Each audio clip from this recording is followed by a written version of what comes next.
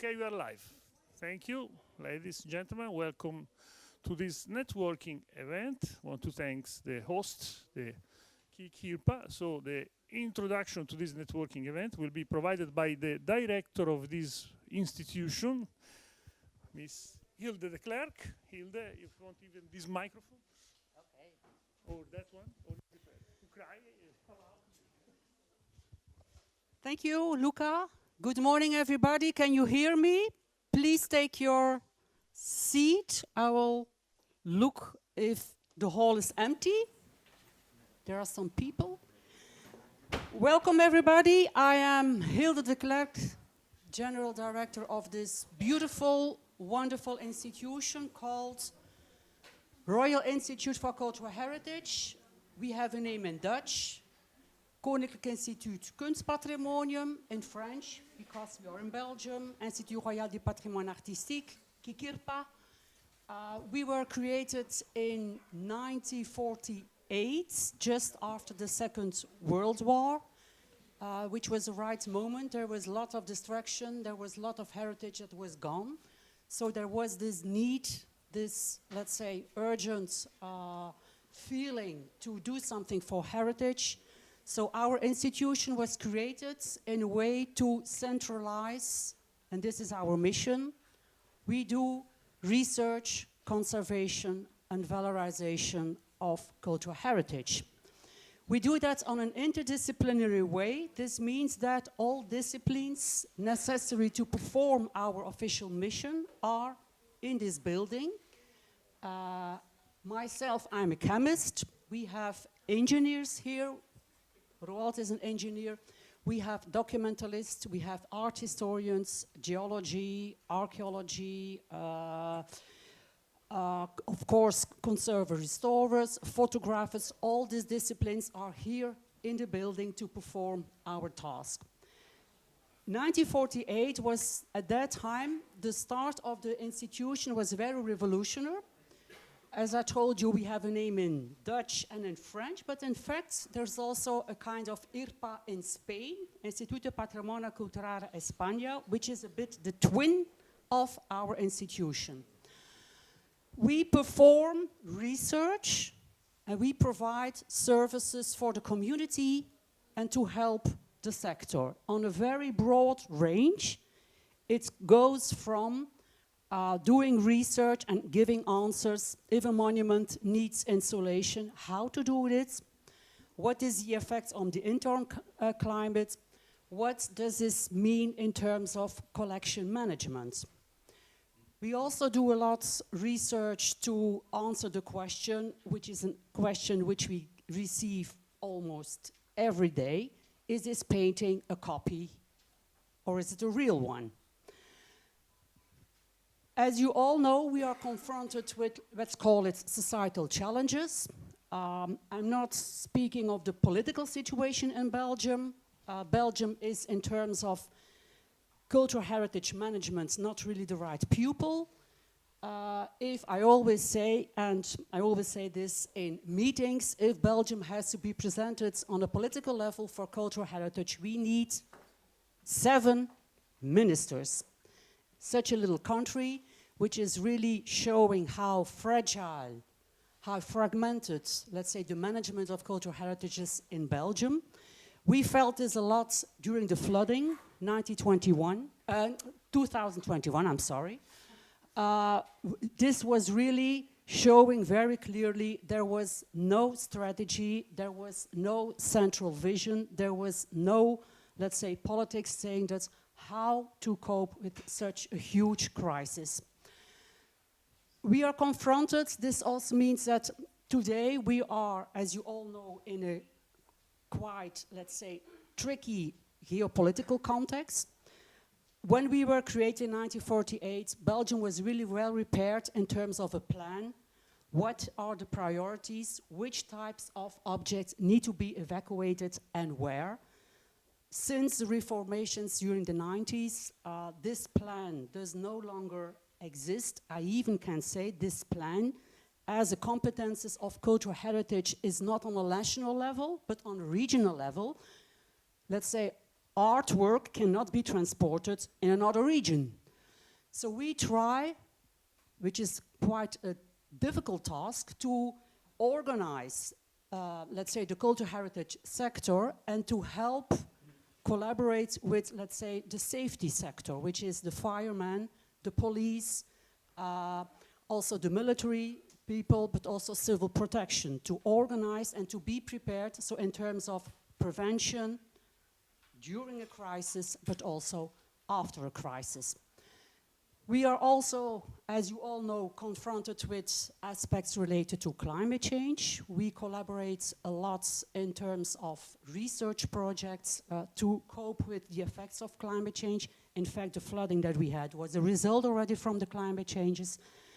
And of course, we are faced to digital transformation, which is in fact the central item why we are here now. And I'm very glad because what will be presented this morning, that's our institution, although we are quite small, but we can say we participate in E-RIHS, we participate in HSDS, we participate in ARTEMIS. I can say I'm very proud. We are not a bad pupil in terms of digital transformation. What do we do besides that? Maybe you know we have a database called BALATS. BALATS is, let's call it a Belgian database containing about 1 million of records. What does it mean, a record? A photograph and the art historical data. We will extend this with other types of data relating to lab analysis, conservation reports, lab reports in such a way that, let's call it a user, can know for this type of object what has been done. And I think ARTEMIS is also a good way to, let's say, show this.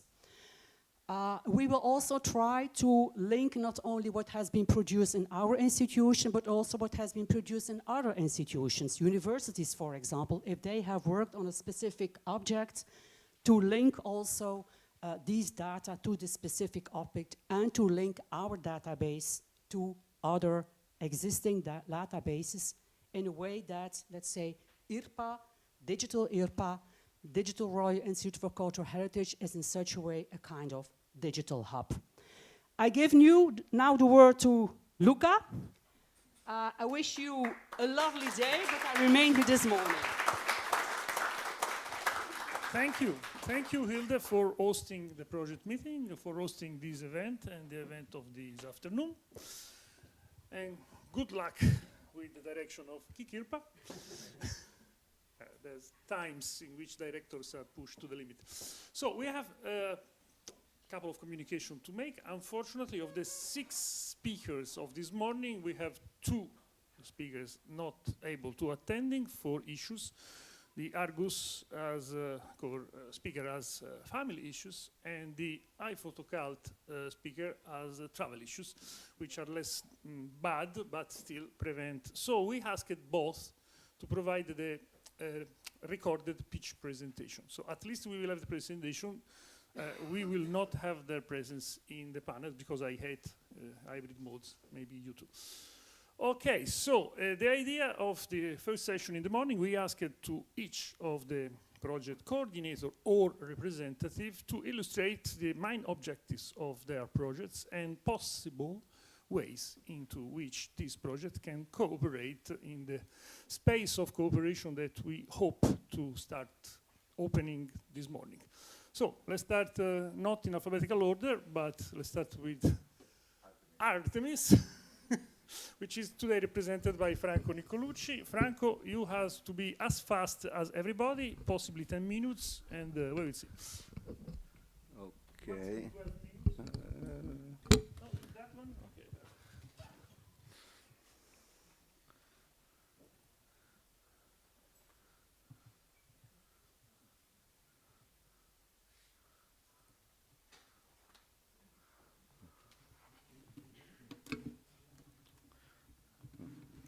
Okay. Okay, so I will be short. And I need glasses because this is very small, okay? Okay, so I think you... Okay, let's go on. I think you more or less all know the ARTEMIS project. Anyway, I will summarize what it is about. The objective to introduce a digital approach to support and improve research and practice in conservation, restoration, safeguard and valorization of cultural heritage. This means that we will try to outline digital models to replace physical experiments by digitally reproducing their effects.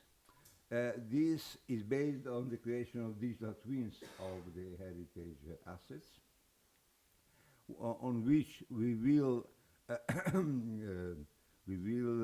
test in simulation the effects of actions on them. What will come out at the end? Well, a well-structured knowledge base, a problem which affects in general our work is the lack of data, lack of accessible data. There are distinct systems.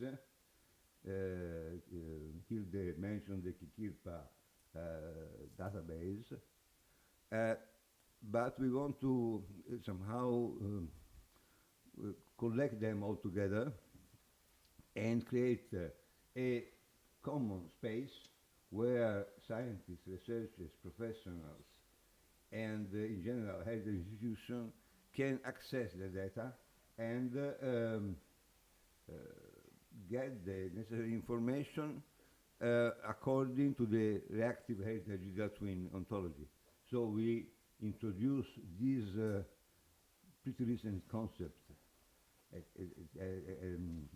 least as far as the cultural heritage is concerned, of digital twin, which is a concept which is very important, for example, in industry applications.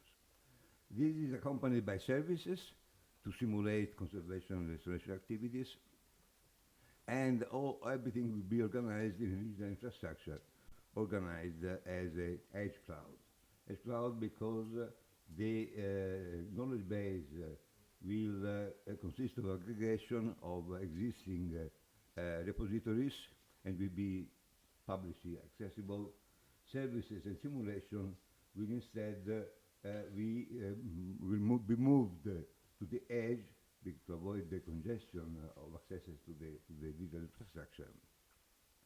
And also will be, I would say, reserved to registered users and to professionals. Who will benefit?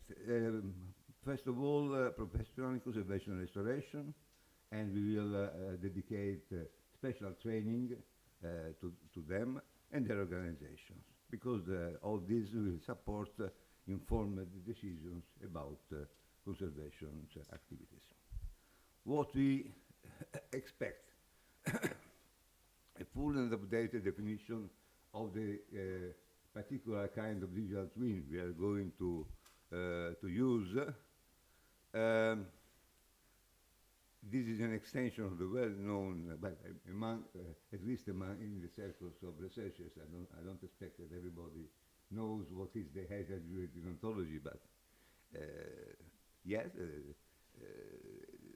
the reactive digital twin is an extension which includes such simulation aspects. It has already been published. It's published available. This will support the creation of a knowledge base, which is also be openly accessible from the project infrastructure. And the demonstration of the possible users will be tested in a large number of different pilot cases, and then will be made available to an audience of professionals, which is creating a sort of digital commons. As you may know, digital commons is a concept which applies to publicly available services usable by the community. For example, Wikipedia is an example, email is another example. The service infrastructure has already been designed, so it's publicly available, it's deliverable, completed last September. And the pilots, we have already a number of possible pilots. The final selection is due by mid-2026.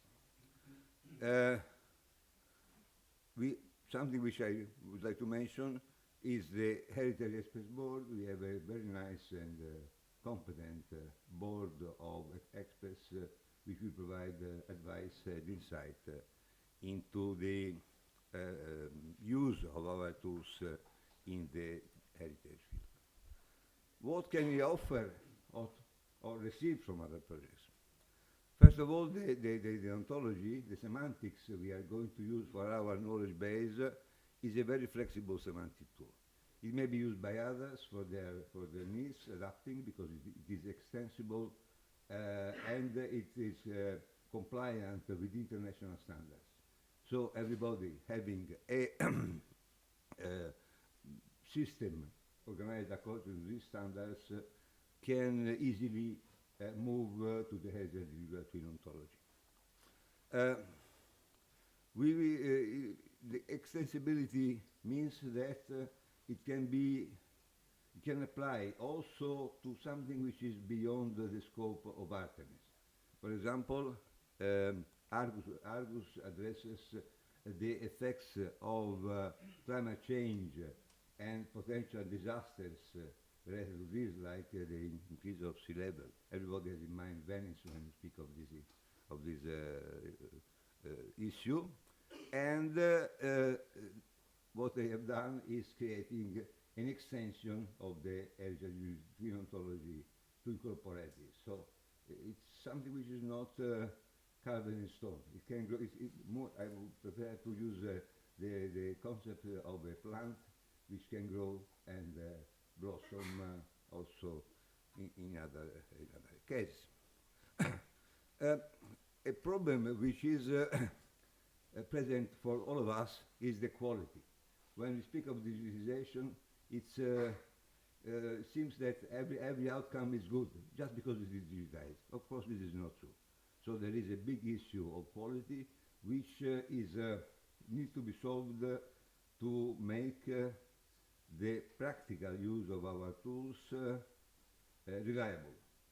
Nobody would use them, the simulation, if it is not a quality one, and if it is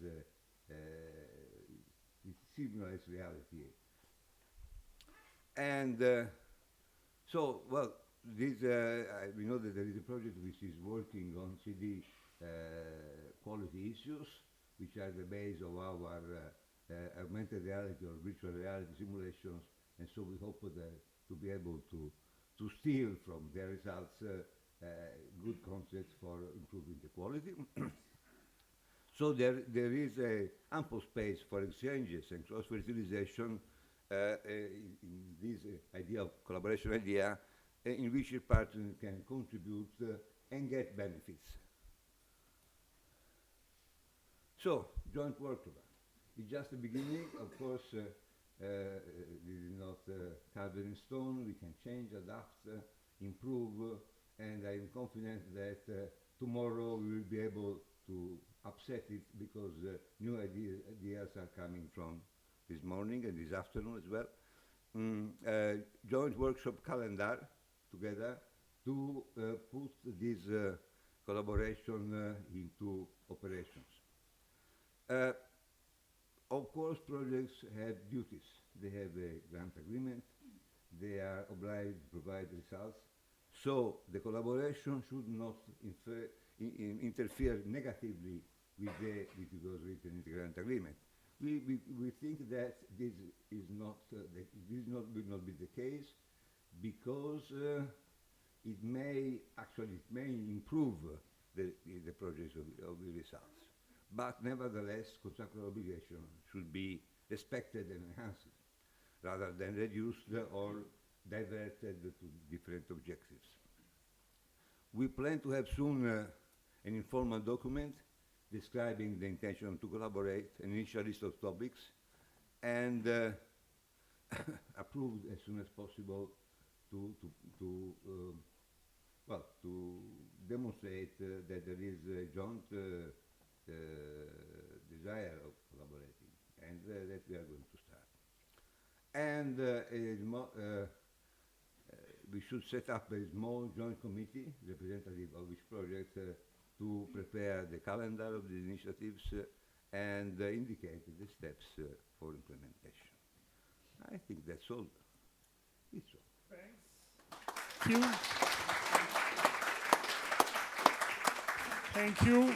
Thank you, Artemis, for staying in 10 minutes. Now we have a recorded presentation, so the chair has no need to remember the timing because the timing is already set.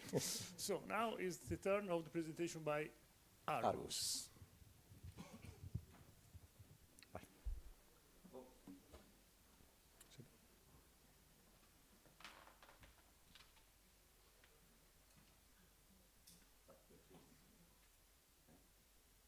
Hello everyone, my name is Anestis Koutsoudis. I hold a research director position in the Athena Research and Innovation Center, and I am the head of the Clepsydra Cultural Heritage Digitization Lab. I will briefly present the Argus project, which is focused on the non-destructive, scalable, smart monitoring of remote cultural treasures. At a glance, the following points outline the scope, approach, and validation strategy of the Argus project. The primary objective of Argus is to support the preventive preservation of built cultural heritage with a particular emphasis on remote and hard-to-reach cultural assets that require non-destructive, low intervention, and long-term monitoring solutions. This objective is mainly pursued through the development of a novel built heritage digital twin model that is designed to support multi-scale and multimodal data, integrating on-site sensing as well as remote sensing, environmental and anthropogenic data, historical documentation, and expert knowledge. Argus develops an advanced digitization and monitoring strategy based on portable and miniaturized sensing systems, including both ground-based and aerial components, enabling thus the continuous observation of physical, chemical, and environmental parameters. The project incorporates AI-enabled methods for the modeling, identification, and assessment of threat factors along with their impacts, combining multimodal data fusion with decision support tools aimed at improving informed, timely, and preventive conservation actions. Argus validates its approach through multiple pilot sites across Europe, demonstrating the scalability, interoperability, and applicability of its digital twin-based framework under diverse environmental, geographic, and risk conditions.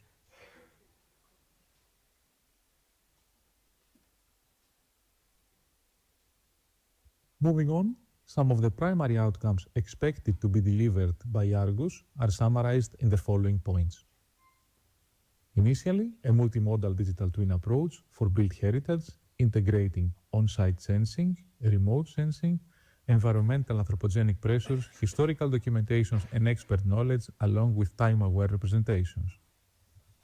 The proposed Panoptis ontology that provides a semantically unified model for sensors, threats, events, policies, and temporal reasoning. This ontology is aligned with CDOC CRM standard, as well as other standards such as the SOSA SSN, the Provo, SEOSparkle, and All-Time, and is instantiated in Argus pilot knowledge graphs. Preventive preservation decision support, delivering early warning and decision support capabilities, not just documentation, is achieved using the ICK-ROM CCI ABC method as a core supervisory logic for monitoring, prediction, and policy assessment. In addition, a data collection and integration framework with common formats and metadata schemas, as well as integration mechanisms, plus multimodal data fusion pipelines, when in some cases utilize data ops elements, are used for spatial temporal alignment across data sources. Furthermore, miniaturized sensing and monitoring systems and long-range communication approaches, such as the LoRaWAN and MQTT, support long-term monitoring, including mobile, robotic, UAV-based components for hard-to-reach areas. The validation of the above is achieved through the 5 pilot sites. These are Delos in Greece, Baltanas in Spain, Monti Lucretili and Ranverso Abbey in Italy, and the Seckenberg Castle in Switzerland. The points depicted in this slide are some of the main areas where Argus can actively contribute to and benefit from cross-project collaboration and interoperability. Starting from ontology and semantic alignment, including harmonization with CDOC CRM, SO, SA, SSN, and ABC-based risk representation, and potential reuse or extension of Argus semantic components. Data sharing and cross-project analytics, enabling the exchange of multimodal datasets such as on-site sensing data, UAV data, satellite observations, and climatic information, and supporting comparative analysis across sites and regions. Furthermore, joint decision support and predictive modeling, including the integration of ABC-based simulations and coordinated modeling of threats such as humidity, vegetation, geological instability, and tourism pressure. Infrastructure and workflow synergies, including alignment with shared European digital heritage infrastructures and testing of common tools for visualization, asset annotations, and risk dashboards. Finally, joint training, capacity building, and dissemination, including workshops, stakeholder engagement activities, and the use of Argus analytical results in human-centered XR and public engagement applications.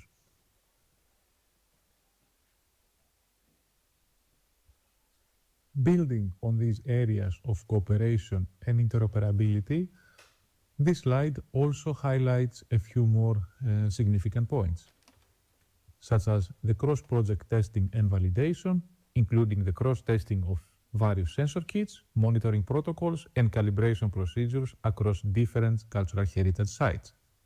Again, the alignment of these monitoring protocols supporting common approaches to data acquisition, deployment strategies, and operational procedures for on-site and remote monitoring.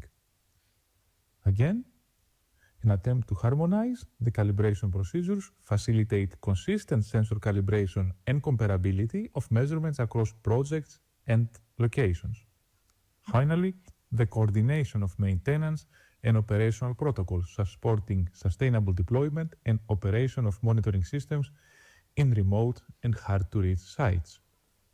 All in all, Argus is designed to interoperate, offering its risk model, ontology, and multimodal workflows as building blocks for stronger cross-project European digital heritage infrastructures.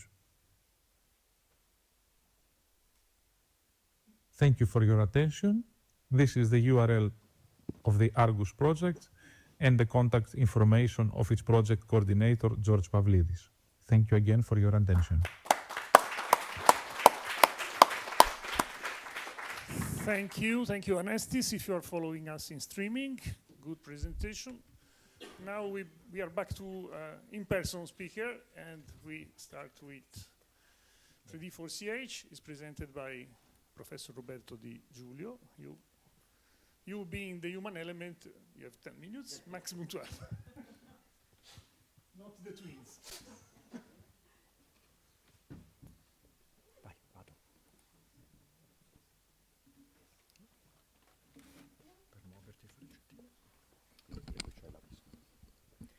Okay, thank you for the invitation, first of all. But we as inception, we were already here because we are in the ARTEMIS project. So I'm here. I'm representing the 3D4CH project. I'm not coordinator because instead of me should be here Marco Medici, that is coordinator with inception of 3D4CH project.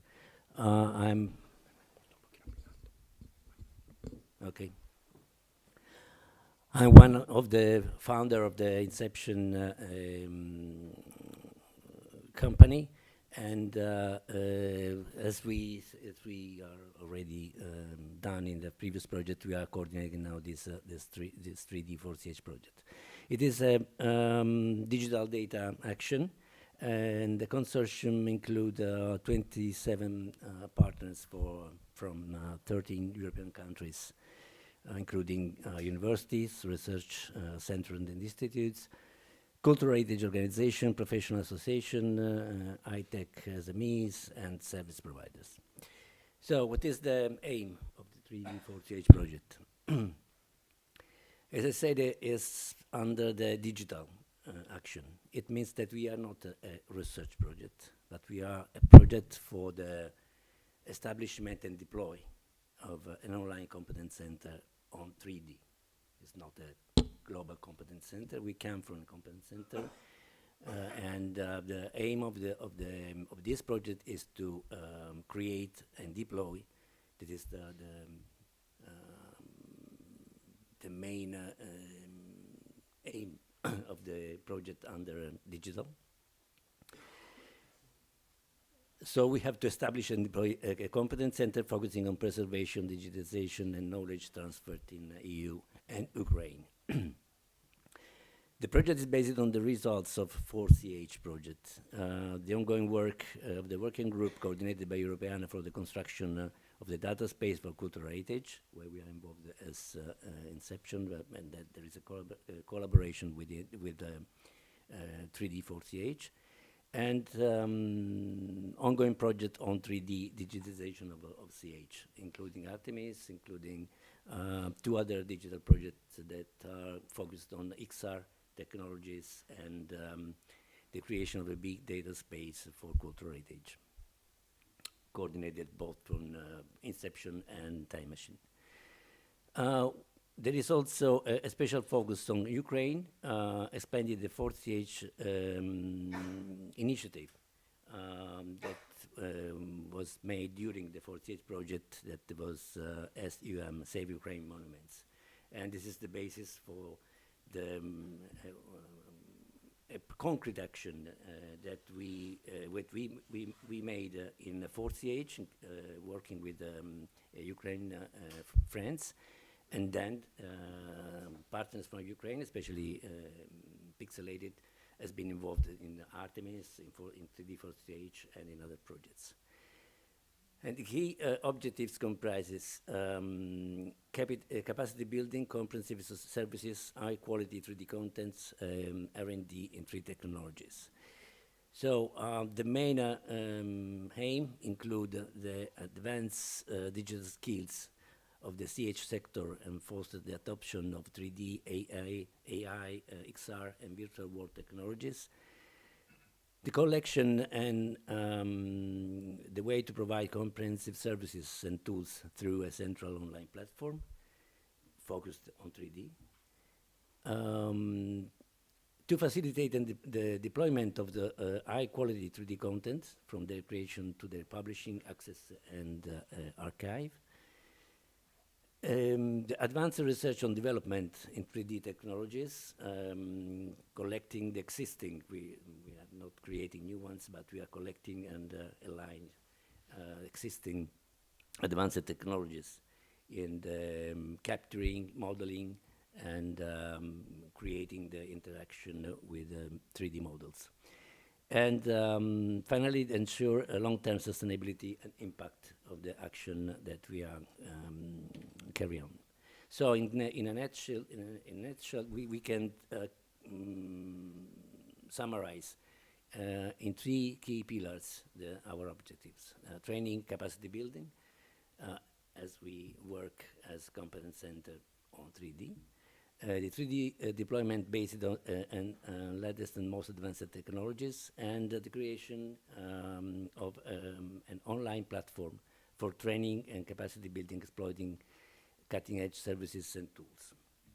So what will the online competence center offer? We will start more or less in the same, just 1 month after ARTEMIS, so we will close the project with ARTEMIS. At the end of the 3rd year, that will be 2027. And what we will provide? We will provide learning resources, a centralized knowledge base on 3D. We will create the structure for facilitating collaboration, and we will offer support in digital transformation and in the promotion of sustainability of these actions, and any other specialized support on 3D to other projects, to other activities, to other initiatives. So what we can share with other projects. The lists can be longer than this one, and I think it's better to summarize in some key aspects. The first thing is the group of activities related to the field of training and upskilling that include the provision of standards. For example, we already are working on standards on 3D with international institutions, and with national institutions. We are working on the standards for 3D with our Ministry of Culture. And so the metadata profiles, so the set of the data models for the to support the infrastructure and in the management of 3D assets.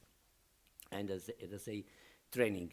Training is something that we are already doing in collaboration with other projects. Specifically, yesterday we discussed about the exchange of training activities and experience between 3D4CH and ARTEMIS. But there will be also important exchange with Argus, with IPHOTOCULT, with everything is the support that the 3D technologies can offer in the construction of the digital twin, in the interaction between models and sensors, and everything is related to the process that go to from the capturing phases to the modeling and semantic construction of 3D models. So I think that it can be. I totally agree with Franco about the need to make as soon as possible a coordinated action for this cooperation. I think that a lot of projects are working and self-proclaiming a competence center. I think that the competence center at the moment, until the European Commission do not offer a financial sustain to the competence center, have to be a network of centers of competence. And in this case, we are deploying an online, so the costs are not so high, but this kind of network requires financial sustainability, and what is possible to do as soon as possible, we can do waiting for that is the strengthening the cooperation and the networking between our projects. And it's okay. Thank you. So now we go to another digital twin presentation. It's the presentation by Anni Giacomacchi, IPHOTOCULT. IPHOTOCULT is one of the projects on the side of producing quality data sets, because it's mostly instrumental, advancing instrumentation for metrology and digitalization of cultural heritage. So production of scientific results, but it's relevant for the group of project as well. Okay, let's go. Good morning, everyone, and thank you for inviting me to give a talk at this networking event, which can lead eventually to new collaborations for the benefit of cultural heritage.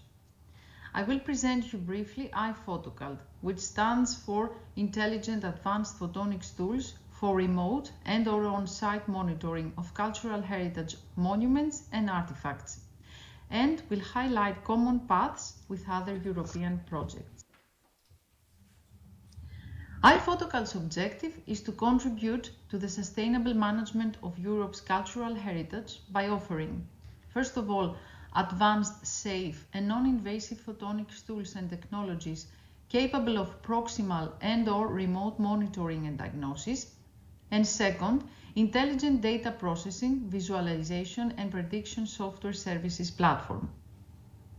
The consortium includes well-established technical partners, a university department of conservation, a conservation and restoration center, a technology center, and 3 private companies, 2 specialized in software services and 1 in R&D of photonics tools. The project's 8 new tools are non-destructive, non-invasive, portable and transportable, hybrid, sensitive, and applied in situ and remotely.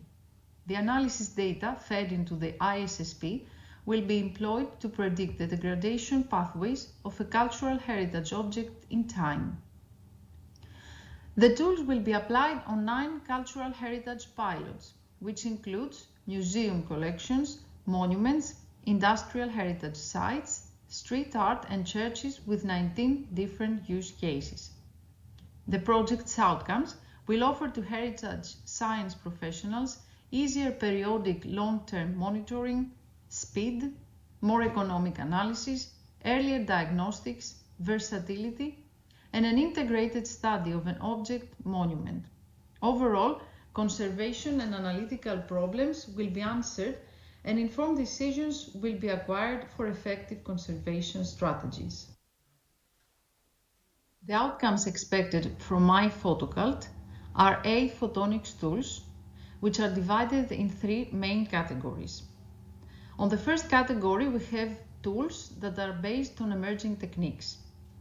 One technique is the photoacoustic spectroscopy sensor for the identification of in-depth aging effects in paintings, corrosion in metals, and distinction among different types of inks and pigments with similar color characteristics.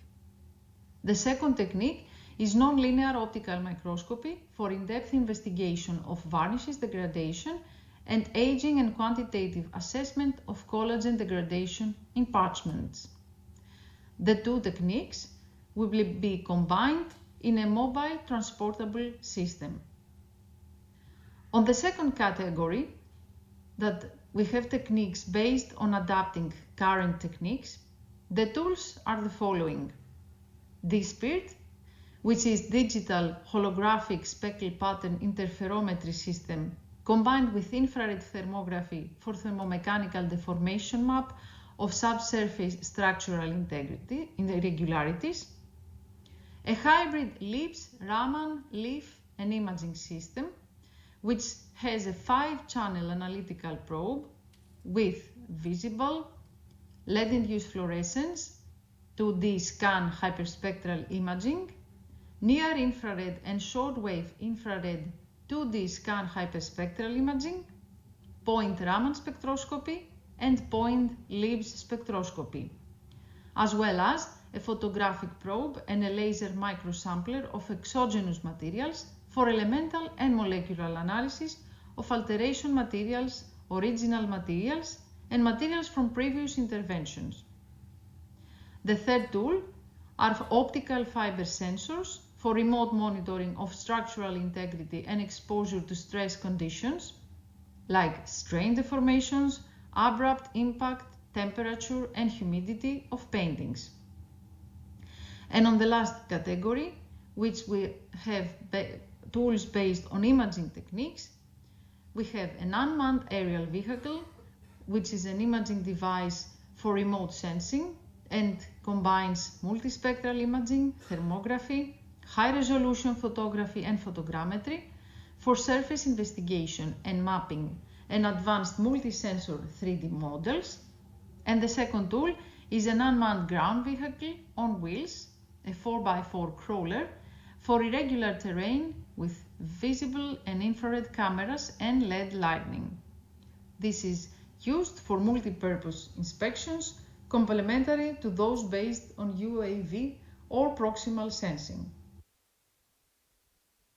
Another important outcome from IPHOTOCULT is the design and development of a cloud-based software services platform, which provides services for data processing, management and visualization, and AI-supported prediction for degradation and deterioration of cultural heritage monuments and artifacts by fusing the data acquired by various tools, as well as analytical cultural heritage methodologies and protocols in the form of digital workflows and flowcharts and process diagrams for documenting conservation history and for consistency and standardization of risk assessment, conservation strategies, conservation methodologies, and materials requirements.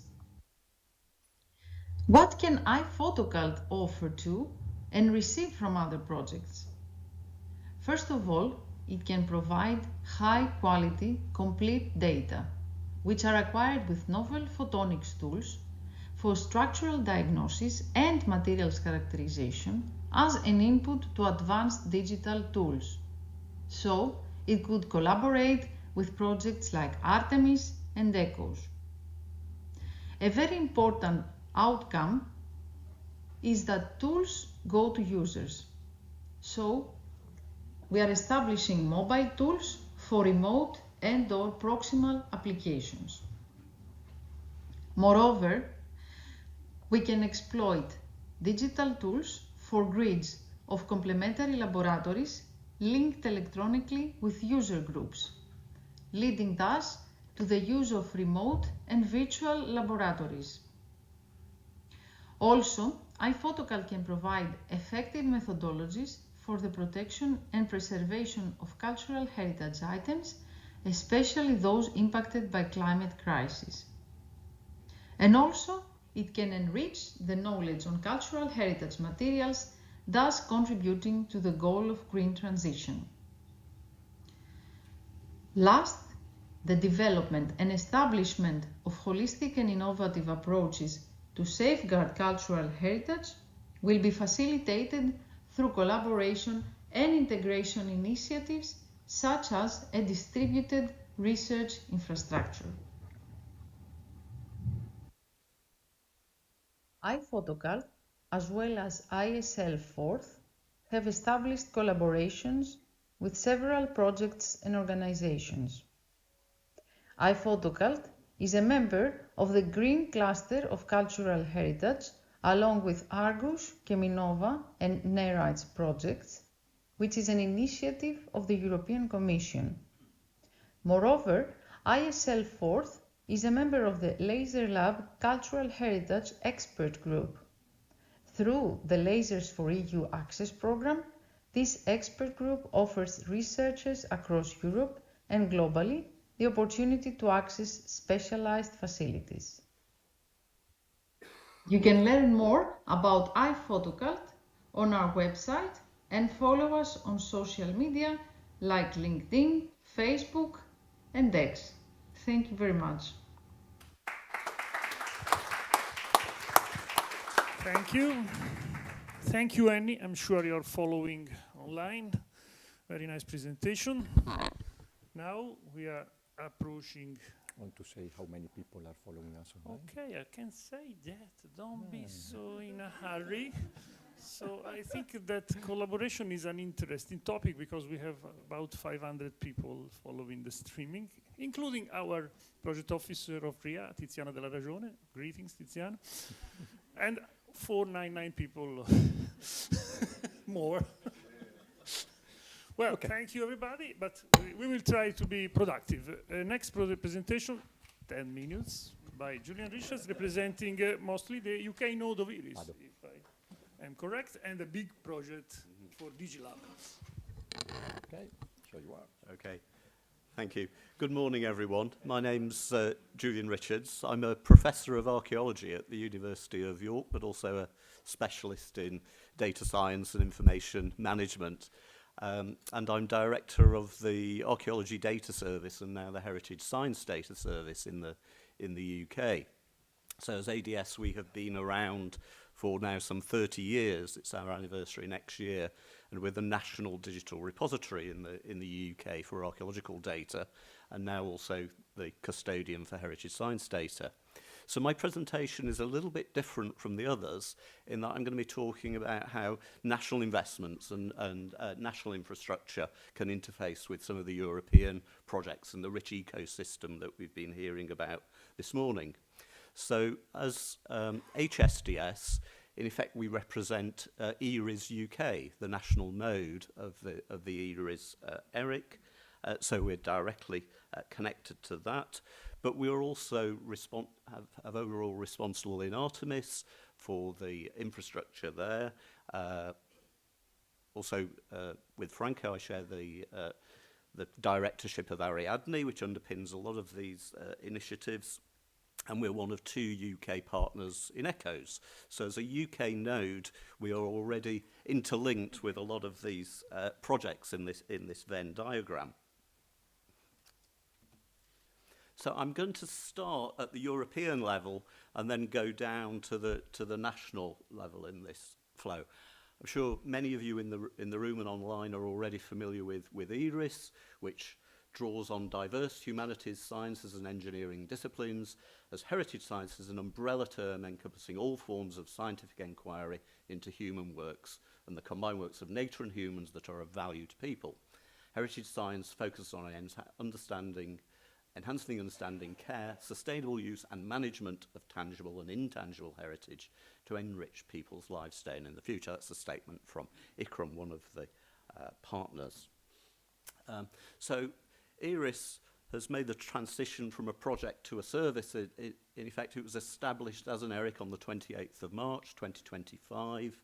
And you can see, I won't go through all the individual partners, you can see them on the map there.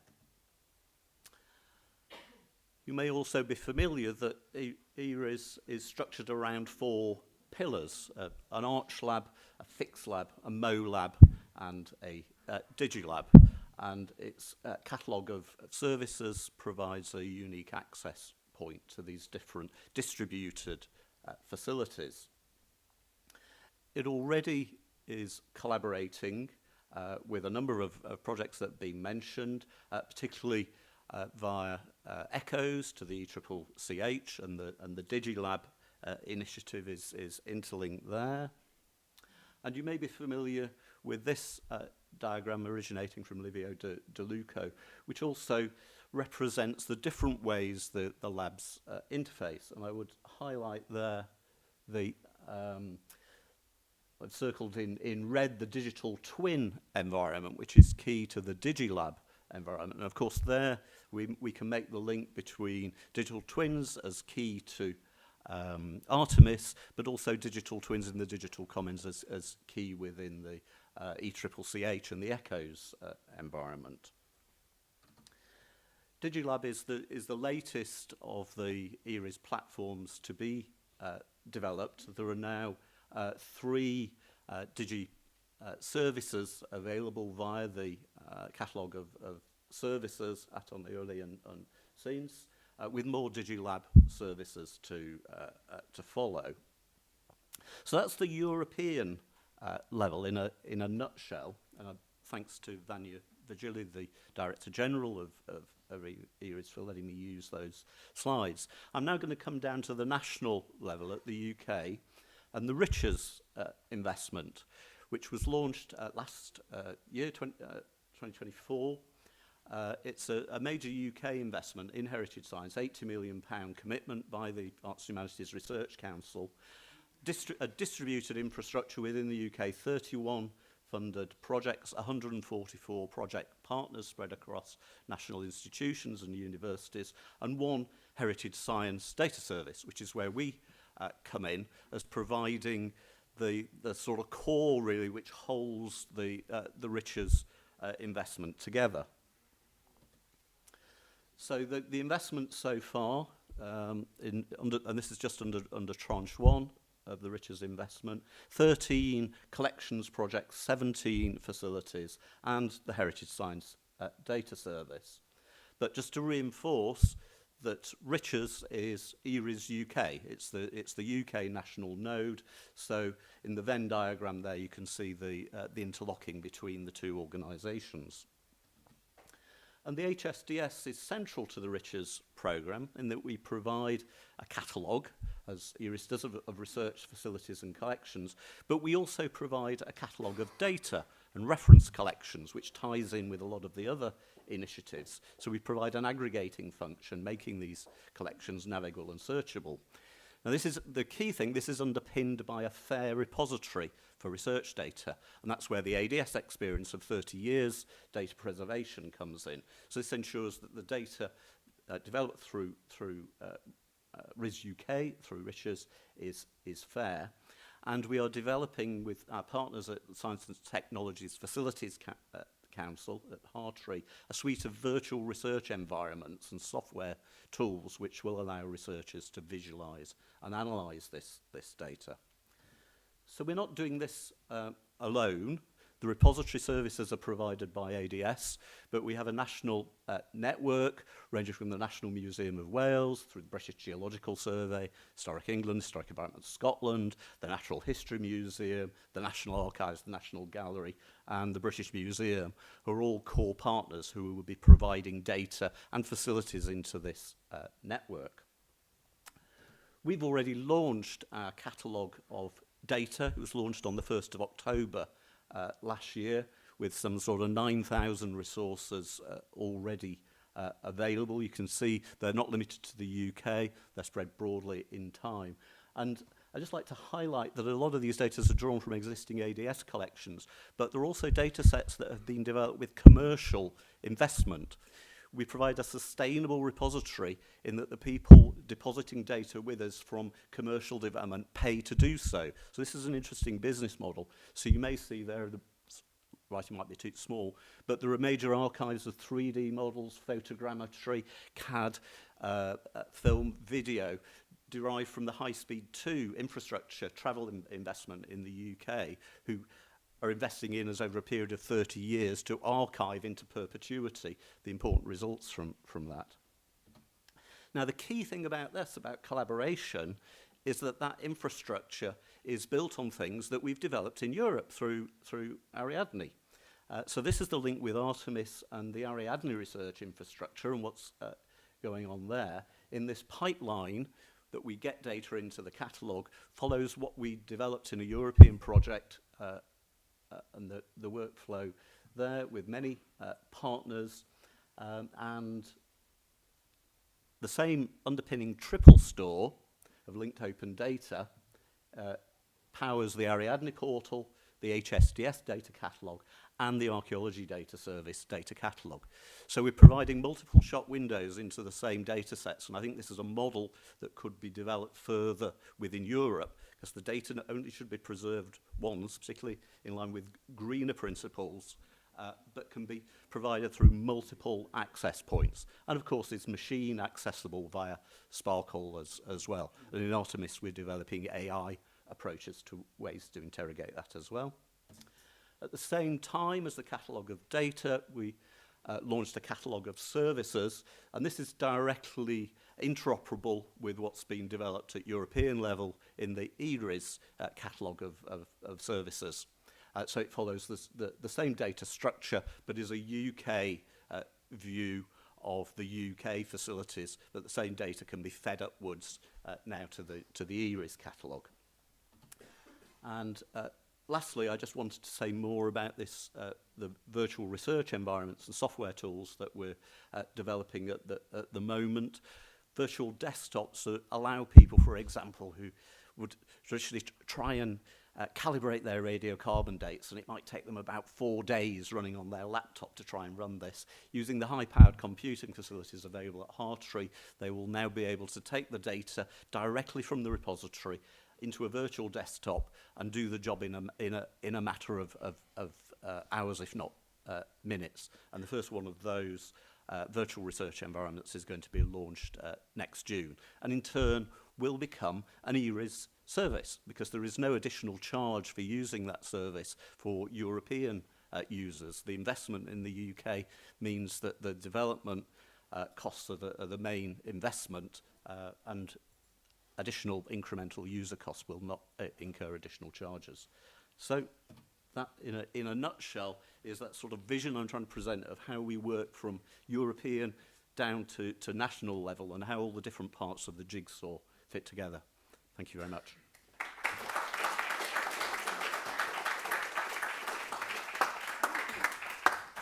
Thank you, Julian. Very nice landscape you presented. And now, the last but absolutely not the least, we present Xavier. We present the hub of many projects in the direction of the European cloud of cultural heritage, ECHOS.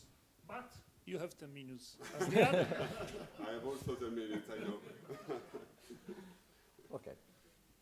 So here we are. So to move the slides. Yes. Thank you, Luca. So yes, about ECHOS, just to show the consortium quickly, or of course, not to talk about each partner, but ECHOS is the first brick for the whole of the European collaborative cloud for cultural heritage. Actually, with 13 projects, ECHOS plus 13 projects, sister projects, there is 187 partners involved to build this cultural heritage cloud, and they cover 30 countries. It's just to give you an overview of this huge initiative for the cultural heritage cloud. And to come back online only in ECHOS consortium, inside the 53 partners in ECHOS, we have one big cluster on umbrella organization. And I want to highlight here that we are working with the main umbrella organization on a different kind of different sector in cultural heritage: library, museum, site, conservation, restoration, archive, and so on. And also with the research digital infrastructure involved in the sector of cultural heritage, like of course the Clarin, Daria, E-RIHS, but also Ariadne, Europeana for the data space for cultural heritage, and so on. ECHOS' mission is to set up this cultural heritage cloud, as I said before, as a shared platform open to work with all the sister projects in this initiative, but also with other projects involved in the cultural heritage sector. Just to center on what to highlight what we put in the earth of ECHOS is the notion of digital commons. We mean that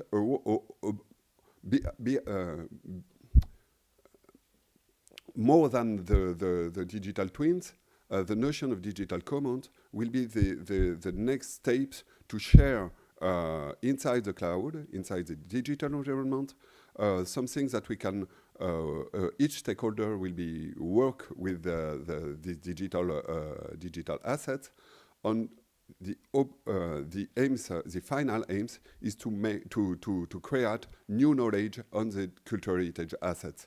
Not only to share some and to make some link between different repositories, but to build something together about this notion of digital assets that we be able for each stakeholders, each user to make some new knowledge, to create new knowledge on cultural heritage assets.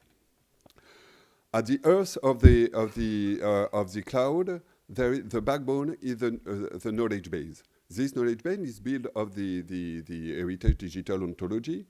That the first work is writing by Franco Nicolucci, Achille Felicetti here, but also Maria Teodoridou from Greece, Sorin Hermon from Cyprus, and Beatrice Markov from France. This backbone is very important because we aim with this ontology not only to have a minimum little level to make interoperable each repository, but also to improve this knowledge base each time that we work with a new digital twins, a new digital work, to have a back in the back end something that we can add inside the digital knowledge base itself. So this knowledge base is already interconnected with the distributed architecture of the cloud, and we aim that there is online not only to this interoperability with different initiatives, but to make more for the improve the digital commons and to create new entrants in this knowledge base, and to connect with each knowledge initiative, each knowledge graph initiative at the more detailed level in each initiative through this one. For that, we built something with this distributed architecture of the cloud, very open. On one side, we have our own ecos on the sister project coming from the European Collaborative Cloud for Cultural Heritage Initiative, on this funded project by ECCCH initiative. At the end, it will be more than 20 projects, more than 20 sister projects. Actually, we are 13. At the external level, we have also a lot of connection. Actually, between 10 or 15 connection with other projects, like, of course, ARTEMIS, but also Impulse and so on. So we are in touch with these different projects to be sure how the connection is possible. We have also some connection with some ERC project and national, regional, national, and European initiative. This integration is designed also by different degree of different degree of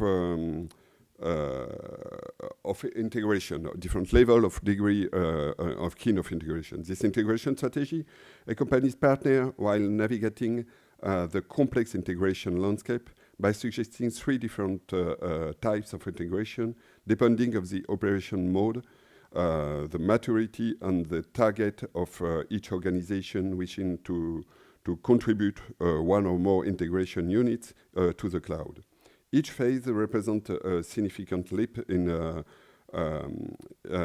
how resources interact with the cloud core component, such as the knowledge base or the authentication and authorization infrastructure. The first level, at the tactical integration, the primary objective at this level is critical mass and visibility. We aim to lower the entry barrier for institutions to bring their assets onto the cloud. Strategically, this phase focus on ingestion and storage efficiently rather than deep computational interoperability. This kind of a catalog federation to storage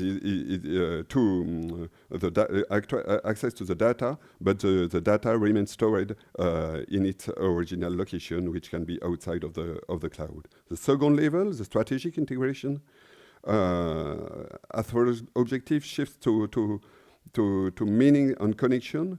We move from pointing of the data to understanding what it represents. Strategically, this level enforces the adoption of the heritage digital twin ontology, ensuring that the data set from Italy, for example, will be semantically aligned with the data set from France and other countries, as well as the implementation of unified APIs to access on distributed data set.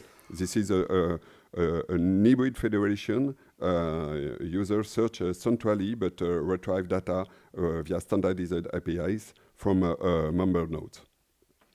The third level, transformational integration, is the ultimate goals: automation, autonomy, and distributed trust, with transition from a repository to a distributed data fabric, where application, service, and data and workflows are dynamically federated, scaled, and actioned or used strategically This level enables federated compute, moving algorithms to the data of it need moving data to the algorithm. This is a federation, full federation with compute federation, cross-node orchestration, and sustainability of the cloud. At this level, these three levels are also detailed for the heritage digital twin, from the potential twin for the level 1, the semantically valid twin for the level 2, and the dynamic twin for the level 3. From this initiative to the different projects, E-RIHS will interact at different levels with the data space for cultural heritage and the European Open Science Cloud around this new concept of digital twins. E-RIHS interact also with the E-RIHS, DARIA, Clarin, and E-RIHS particularly, they are partners like Europeana for the data space of E-RIHS, and also other initiatives like Ariane, for example, AI. Also involved the National Initiative for Cultural Heritage, and E-RIHS integrate all the CCCH project and other cultural heritage or European project as they want. Sorry. Inside the cloud itself, with the sister project, with the European Collaborative Cloud for Cultural Heritage project, we have actually, as I said before, 13 projects in 6 different topics, according to the calls from the European Commission. And with that, we build around E-RIHS the first cloud, cultural heritage cloud ecosystem. The next step is also with the innovative use cases coming, 8 project on innovative use cases coming in 2026. And with that, we are trying to design in the next months with this sister project a more complex schema on this cloud ecosystem, cultural heritage cloud ecosystem, with a link between the different tools incoming inside from the different project. Actually, for the integration on the cloud, the only one cloud for cultural heritage, we have there is 2 available documents only signed this week, so they are published this week on the E-RIHS Zenodo account and very soon on the E-RIHS website. The first one is the integration strategy for dataset tools for workflow with potential for reuse in E-RIHS, and the second one in the E-RIHS integration roadmap. In addition, of course, we make regularly some guidelines and best practice provide for sister project and other cultural heritage project if they want to coming inside the cloud. And inside the cloud itself, we have two bodies for supporting this integration strategy. The first one is the E-RIHS Stakeholder Council, to bring together user and developer representative from E-RIHS and sister project, but in the future, hopefully also open for other linked project. And inside E-RIHS, we have also designed set up an E-RIHS integration task force to more pragmatically work on the different way and different strategy to design how we can build together in each part of each topics on the integration, of course on the technical part, but also of the conceptual part for the heritage digital twin ontology, for example, but also for the question of sustainability of different initiatives inside the cloud itself, and of course for the involvement of the communities. Remember that with the cloud, we need to provide access and services to the small or medium and small institution involved in cultural heritage, not only to the biggest one. So for that, we have also a strategy and a plan of cascading grants open to smallest of medium cultural heritage institutions. So that's it for me. I hope in 10 minutes.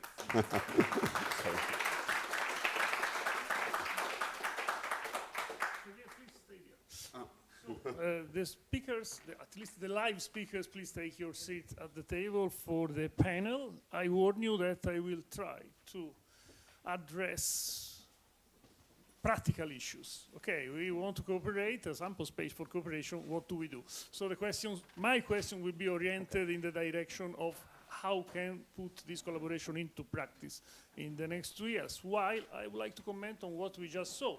We saw an impressive landscape of projects for cultural heritage, and not only 6 examples, but there's more out. So my first thought is thank you to the European Commission to providing this huge amount of resources in research to cultural heritage, because it's a very nice moment. I worked for cultural heritage for 40 years. As I see investment and willingness and research at a certain level in this moment, as I never saw perhaps in 40 years. So that's a very important moment. And considering that we are probably facing a shrink in resources, cooperation between this huge number of research project investments, research investment, is very important for a sustainable future. That will be my direction. First of all, I would like to open the discussion for questions from the audience, as we didn't have a Q&A after the presentation. So my first question is to the audience. Do you have specific question for the presenters?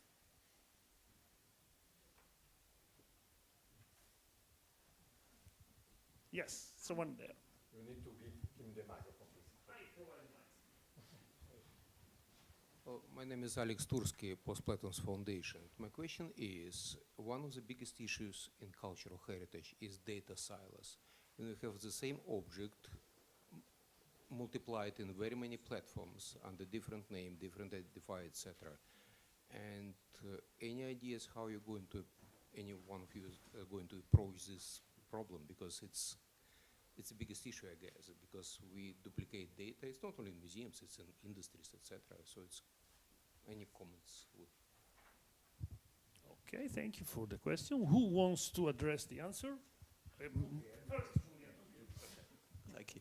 So I think the answers, as I tried to demonstrate an example in my presentation, is that we should only be preserving the data once, and this is becoming, I think, particularly apparent because of environmental sustainability issues as well as issues of redundancy.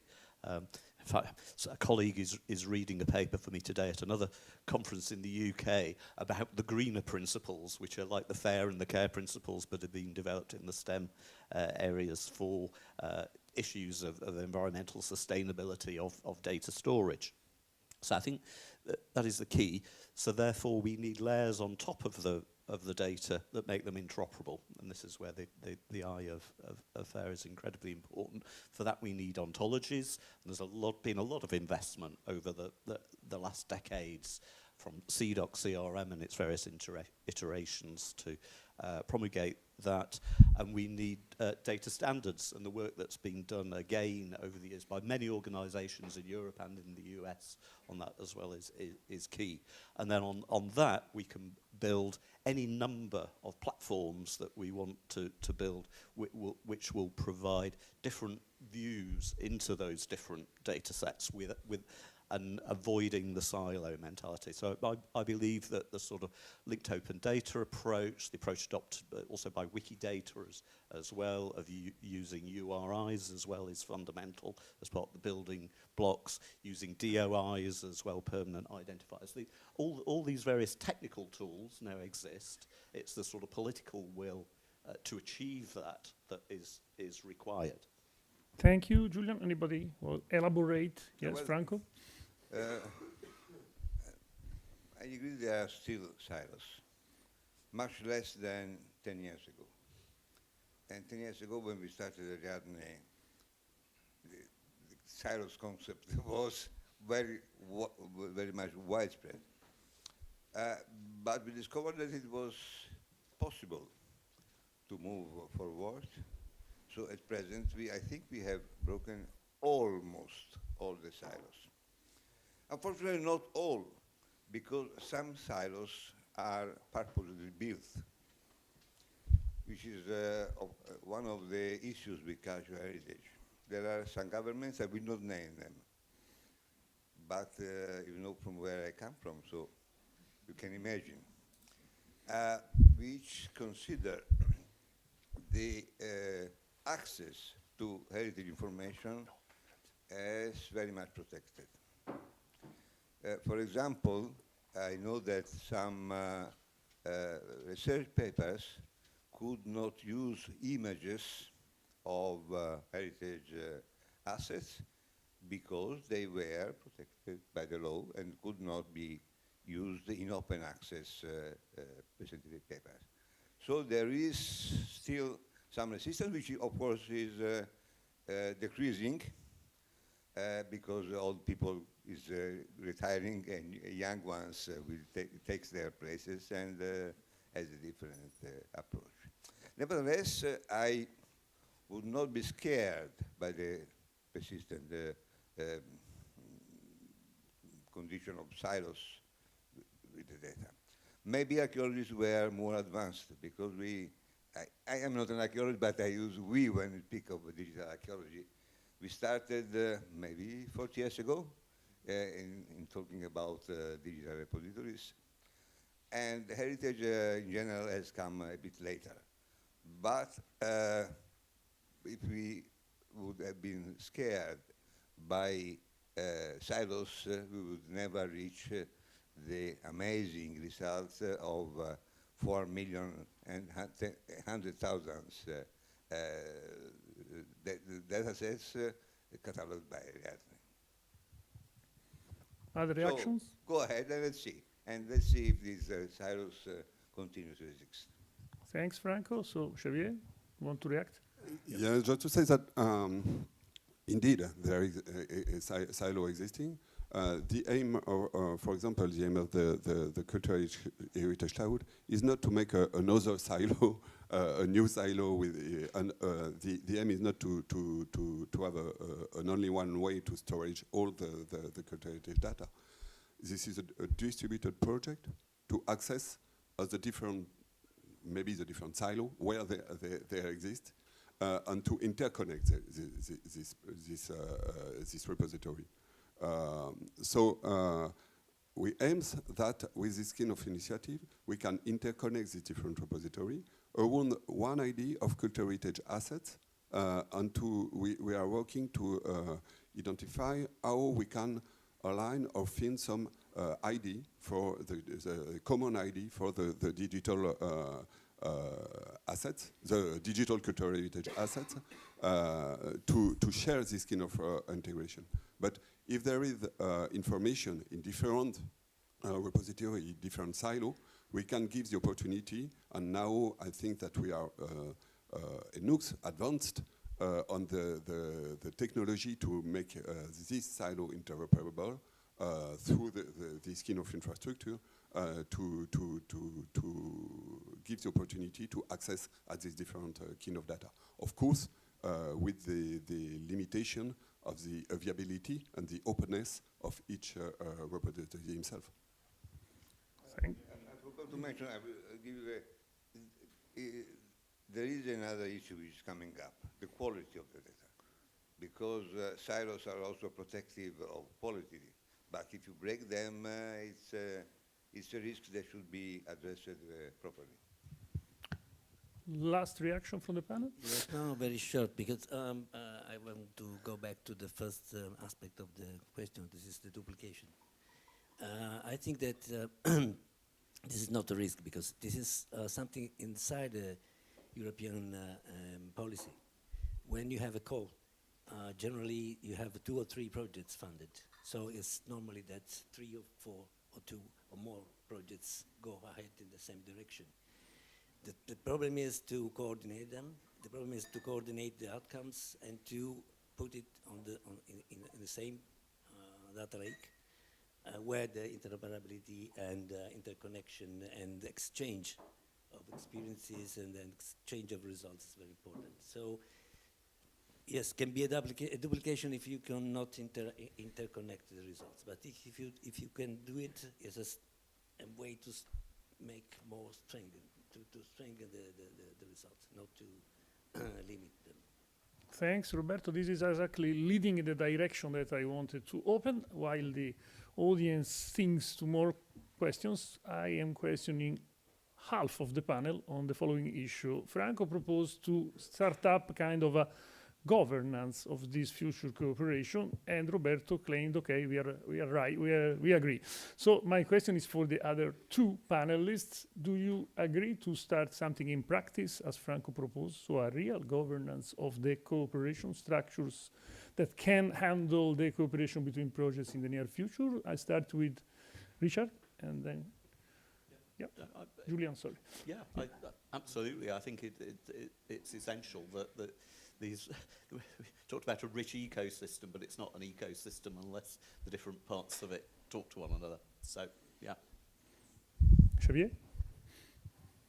Yes, of course, and more than this is one of the aims of the ECOS project for the Cultural Heritage Cloud. So one of the objectives is to build a governance for the sustainability of the cloud for the future. So we need to connect all the most of a cultural heritage project. Of course, the sister project inside the first cycle of initiative, but also the other one to build this future governance of the cloud more open as possible for all the stakeholders in cultural heritage.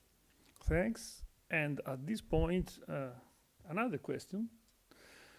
Roberto proposed kind of a network of competence center as a repository of the outcomes, if I understood correctly, outcomes of the project that can be reused to support real preservation, real work in the field, conservation, restoration, and whatever.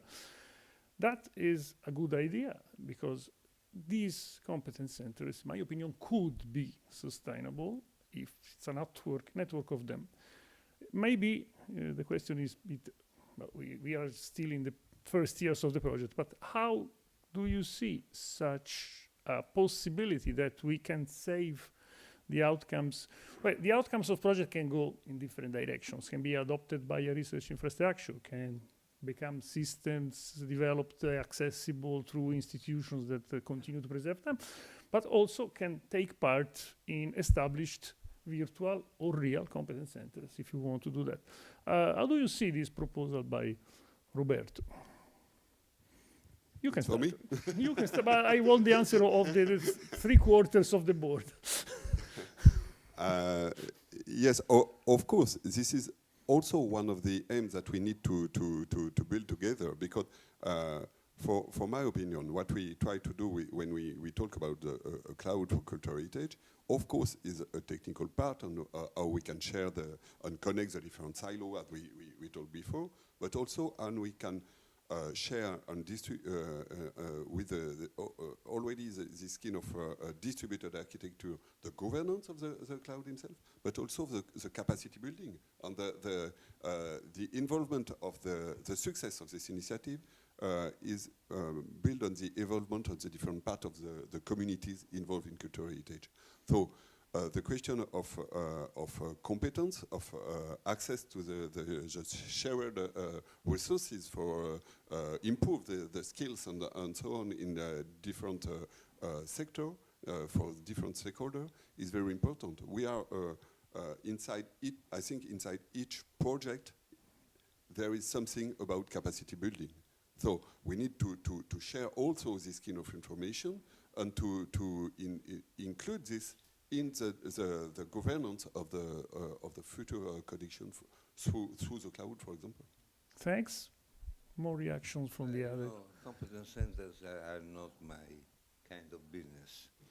And so, well, why not? But to build a network of competence center, we have first to build a network of research collaborations. So what we are doing, what we are proposing to do now is not against the creation of competence centers. It's a different plane. Okay. So, do we have something in common? Are we going to share? This may go in the future in some competence centers. If somebody comes to me and asks me, I want to set up a digital twin for this thing, I will be glad to provide the information, and if resources are needed, okay, we must find the resources. So I think that we should keep this idea because it is good. Perhaps I'm a bit scared because I come from another project which was titled to design a competence centers, probably designed, but it had no follow-up. I hope that if we start this initiative, it will be, will have less hype, but more substance to go ahead. In any case, we cannot do everything, so it's not my job. Julian.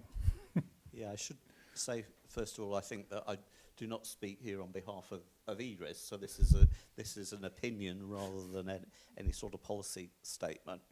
I think the key thing about sustainability and cultural heritage collaboration is people. And whatever we call this, whether whether the word is competence centres, I have no particular investment in that term, but it's networks of people. And I think it's also important to try and ensure that international initiatives, and the European Commission has a key role in this, are aligned with what happens at national level. And I think that the ERICs have a particular role to play in this, because here there's a sort of European investment in establishing something that is now a legal entity that is sustainable and that there is national investment in. So we have Daria represented here. E-RIHS is clear one that's particularly relevant to this arena as well. So and these aren't, yes, they provide access to data and equipment and so forth, but it's the personal expertise, the competence, if you want to call it that is the key element of those infrastructures, and that's what we should value above all else. Well, I insisted on this proposed by Roberto. By the way, Roberto, we want to add something to your previous... No, just two things, considering what has been said on that. Yes, Franco said something about the forced experience. And yeah, but you are talking about that. But as you said, it was the phase of designing a competence center. The second step is to go from the design to the deploy. And deployment means that is something that can be the second phase of all the projects that are working on the big area of digital twins, use of digital twins or digital relatives for the protection and conservation of cultural heritage and so on. I think I was talking about a sort of network of nodes of competence. And we can follow the experience of the infrastructures, of the scientific research infrastructures. This is something they went ahead. I think that they passed through the same problems that is the problem that the competence centers or the ideas of competence centers are facing now. I don't know exactly, and I don't have a receipt about that, but I think that something like a receipt can be found. Thank you, Roberto. I myself, I'm not in love with competence centers. I'm in love with real solutions that can help the field. And as you know, the cultural heritage research field is not equal to other scientific domains for which clouds have been established. We are not a pool of astronomers, biologists. We are a very, very sparse multidisciplinary group where the average level of digital use and literacy compared to other scientific domains is unfortunately quite low.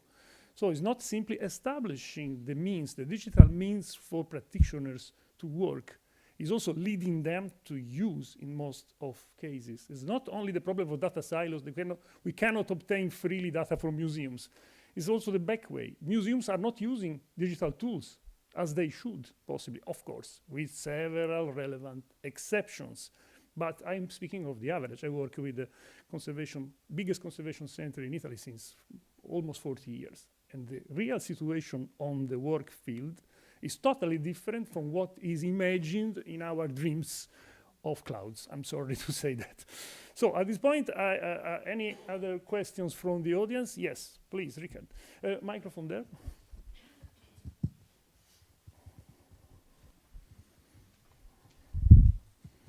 Yeah, thank you. It's open. Yes, yes, you're on. Does it work? Yeah. Yep. So I'm Richard Brook from the European Commission, working in DG RTD. So I have a question to, after these very inspiring pitches, explaining all the interesting and fascinating thing that that is going on in only, I should say, only these 6 projects presenting now, and also that the ambition to find collaboration and multitude of opportunities for this. No, I was wondering, what should we expect to have happened in 1 year from now, that we gather here again or somewhere else? What do you think will have happened in terms of cooperation, concrete cooperation between these 6 projects and maybe others also? Maybe others. Can, Thanks be for the involved. question. So someone among us is clearly to take the burden of organizing a checkpoint in 12 months from today. This is exactly a good idea. But meanwhile, I think we have to start to building structures for cooperation that needs to be kick off well before 1 year. Otherwise, in 1 year, we will meet here again. Okay, we need to cooperate. Where do we start from? Oh, who's going to answer? Look, let me tell you a joke.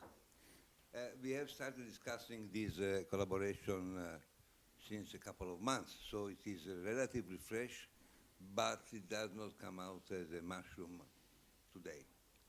And we had conversations about what we can do. So it is necessary to go step by step.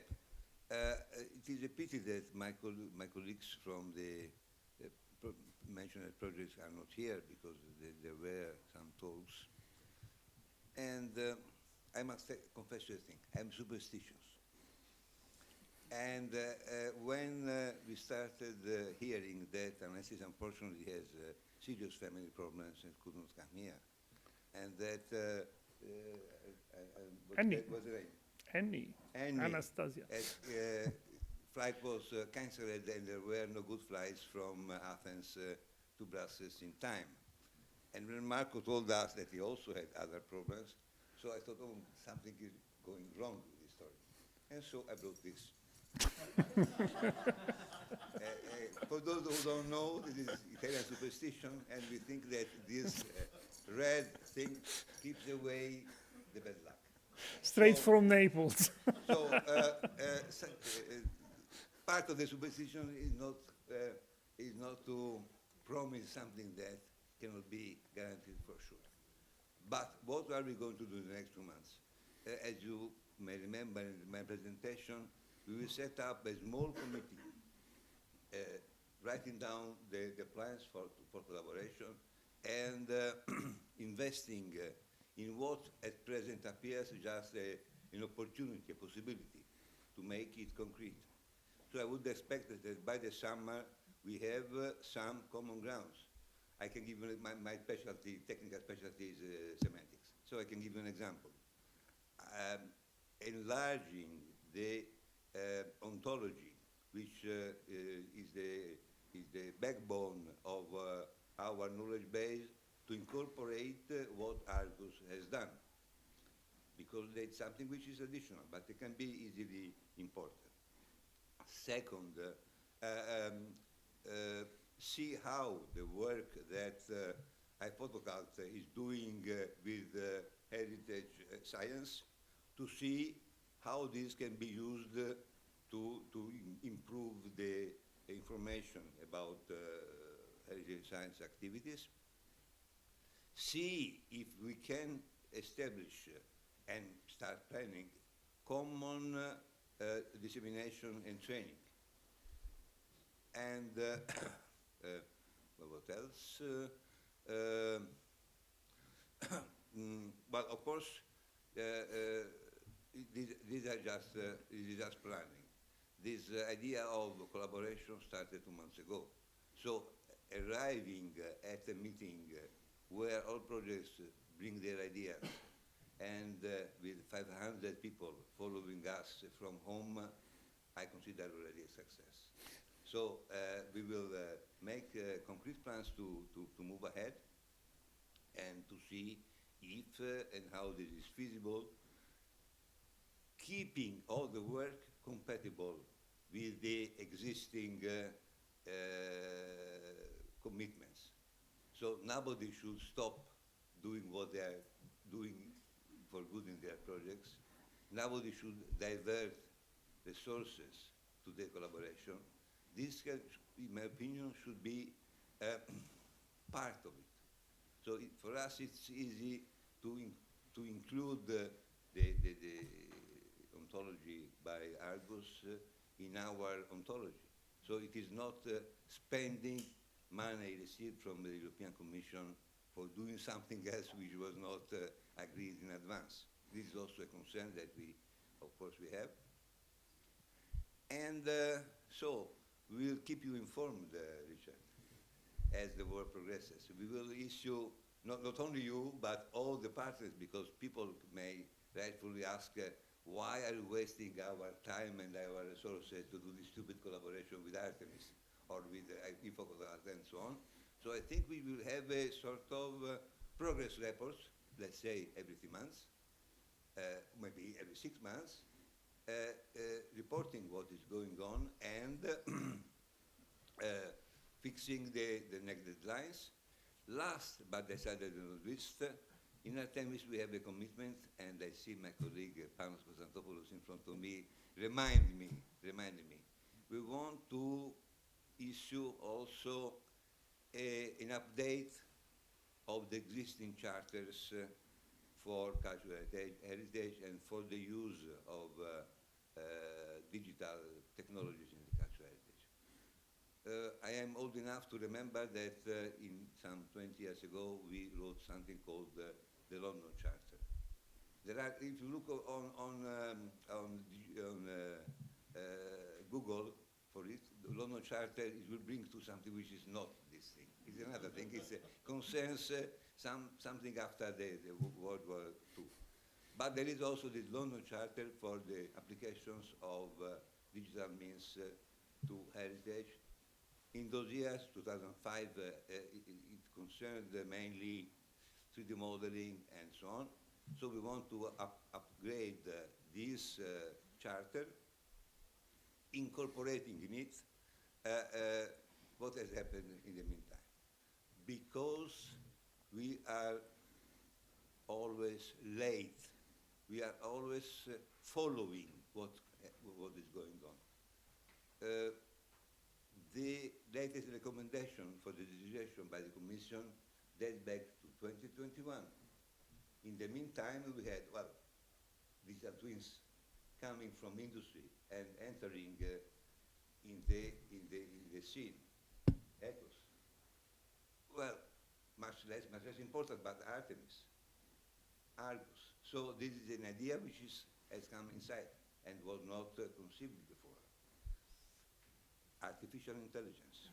I don't like this wording because it remembers me when in the 90s or maybe in the 80s, most of you were still in the primary school, but I was already teaching in the university.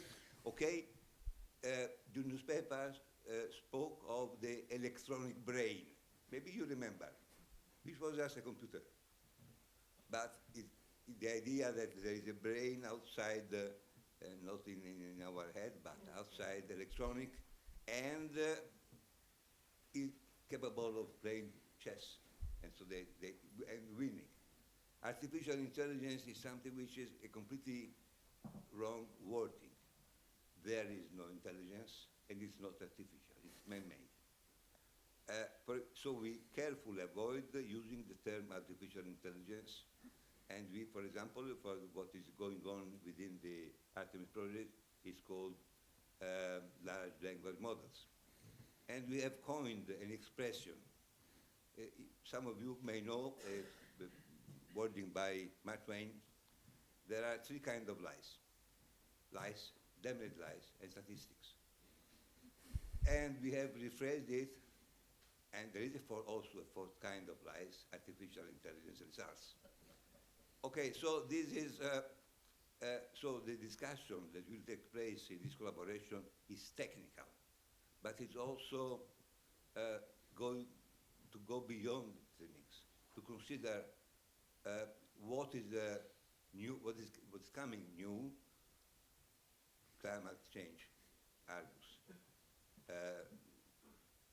innovation in digital technology, maybe something ARTEMIS, new techniques to make heritage science experiments on heritage, E-PHOTOCULT, assessing how 3D modeling cannot come out as a, you know, just a trick, and the competence centers for 3D, discussing the practical implementation, the technical details, but also dedicating 1 hour, maybe in front of the coffee, to discuss about the philosophical background of all this. So it looks like an impressive task to do. Yes, coming to you. It looks like that we need to start a joint committee for cooperation, and the first problem of the joint committee will be to find a sustainable way of cooperation within the current frame of projects. No. But first we have two questions, one from Commission first, Thomas, sorry. Microphone.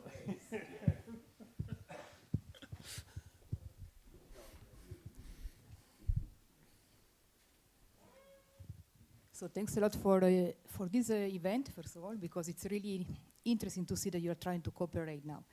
So let me ask you a question. You know, in this room we have the best minds, you know, working on cultural heritage, and I'm wondering why you didn't think about join together your forces from the beginning. Which are the challenges that, you know, you didn't consider before starting Artemis, before starting ECOS, basically to try to capitalize everything together and go together to the same direction. Thank you. Nice questions. Do we have 2 weeks for answer? So who wants to elaborate? Yes, 2 weeks, and it will be a topic for a conference. Yeah, but with a lot of partners. But there is a lot of initiative, a lot of projects since 20 years ago, something like this, around cultural heritage at the European level. But we are already in touch with different partners. There is, in ECOS, for example, I don't know, I don't show the list of each partner, but of the partner for ECOS, but Julian and Franco are involved in ECOS since the beginning for building this initiative. Through Ariane, firstly. We are in touch for the different kind of project. And so I don't know, totally understand your question, Maria Claudia, because all the different projects are coming from the different call of the European Commission. So. Very common elements, no? That you are discussing also based on the presentation. So I was wondering if you already try to understand how to cooperate together in a productive way from ECOS, from Artemis, from all the other projects, and not just starting a discussion now. So to have a long-term vision about how to maximize, you know, the knowledge that is already there as strategy, and to really try to be on the common. Well, sorry, yeah, sorry. I have to break here because, of course, each project has the vision to win the call. So, in a certain sense, part of the vision should reside in the call if you want a coordinated paradise. Sorry to answer this. You can elaborate. This is one part of the answers, but the other one is that we are working together since a couple of years. And if we can build something like the Cultural Heritage Cloud now, it's because we share the same kind of the same base of work to build knowledge base for cultural heritage and so on. This is no different way. This is common way to build something together. We are working with Achille, with the other partner in different projects, or the same base to build the same kind of the same shared knowledge base. So I think it's not so different.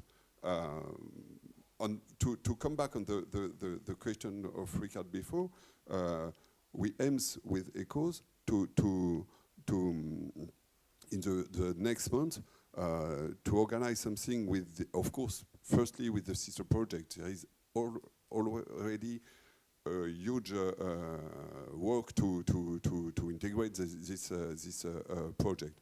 But we aim also to open this possibility to other projects with some, we try to design something like a MOU or something like this, with this different level. The first table, the topics for collaboration, it will be technical, it will be on the conceptual level, it will be also possible the capacity building and so on question, and also the kind of level of integration expected by the other project, as we describe in our strategy of integration. So if we can make this kind of agreement with this different project, I think we can work together to make something more concrete in the next month for next year. Well, keep it short, please, because I want to give space for Thomas. There's a question there, and we are already late. Very quick answer. Yeah. Why we didn't start before? Because you pay us to be diverse. Okay? It's more or so less what we are doing online. now, autonomously, without funding, and I would say maybe with the pleasure of the European Commission, so we're represented here today, is to implement in our small case unity in diversity. Well, we still have the second session to discuss these things. Now, I would like to hear the question by Thomas. Is past director of DARIA. DARIA, I'm very keen to DARIA. Has been my first European research infrastructure. I've been national coordinator there. Yeah, you remember. By the way, Franco, I wish I had your little gadget against the evil eye, because I just received a notification that my flight back to Berlin has been cancelled. So obviously your thing works, and next time I will use it. I just wanted to first thank you all for a very interesting discussion, but actually my comment was going to be to go very much in the opposite direction of what you were saying, because I have a feeling that despite all our gratitude for the Commission's investment in cultural heritage and research, the Commission is also not always making it easy for us. And one of the reasons, one of the key issues I see in this space is that the Commission has invested in huge, important initiatives such as EOSC, the European Open Science Cloud, ECHOS, data spaces, and then the Commission comes to us and hi, by the way, and the Commission comes and say, now you figure it out, how to cooperate, how to build bridges between already huge initiatives. So what I would like to see is the same level of commitment and investment, but a little bit of cross-sectoral long-term planning. So that research infrastructure and cultural heritage do not always have to talk to different units in the Commission, that there's an overarching plan for this digital space. I think it will be good for the Commission, and it will certainly be good for all of us. Beautiful point, Thomas. As this point is practically perfect to kickstart the second session, I say, why not break in here, thanking the speakers, and let the Commission officer, we will grill them afterwards during the second session, which is going to start exactly in 30 minutes. You Luca. people online, sorry, but see, yeah? Luca. Yeah, yes, can I add a very short If it's note? really yes, short. we say something, and I completely agree with Franco about how is the policy of European Commission. But on our side, we have to compete, we have to be diverse, and so on. But there is a special word after the end of each of the projects. That is the exploitation of results. I think that exploiting the results is something that can realign everything. Realign and recognize that the results can be shared. And this is something that probably we are not a so big community. We know each other. And it's something that maybe we have to reinforce, to make better about. Thanks. Food for thought during the coffee break. So, see you in half an hour. Thank you, everybody.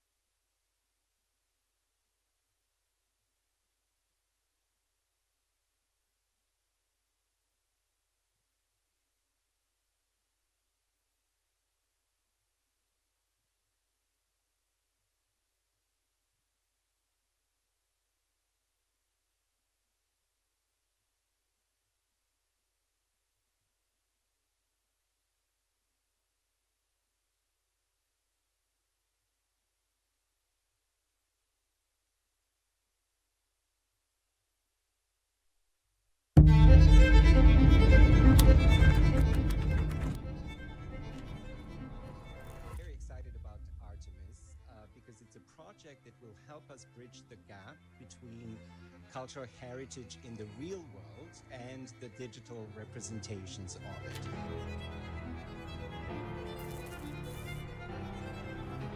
How would you describe ARTEMIS to someone who doesn't know anything about the project? An archaeological dream about the future. Is a revolution. Is a revolution in a way of preserving heritage assets. ARTEMIS is a really exciting project for the heritage sector because the threat to monuments across the world is increasing because of global warming and climate change. And the excitement of digital twins is that we can monitor and simulate that effect. It's a dream, and it starts from two considerations. Cultural heritage is part of our identity, of our history, and it is important for the life of any European citizen.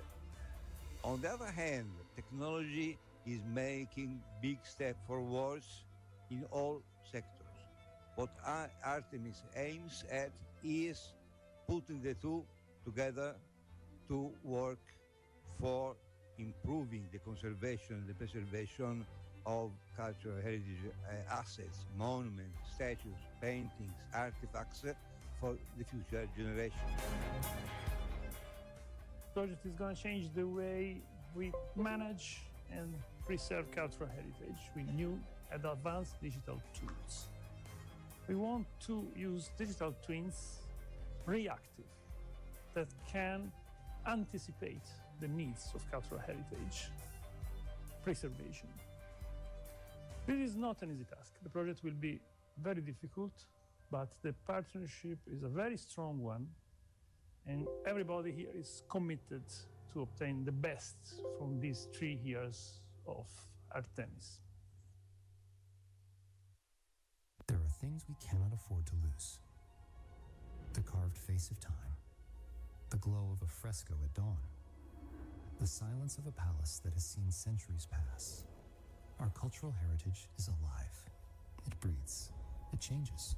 It suffers. And today, it can react. Welcome to ARTEMIS.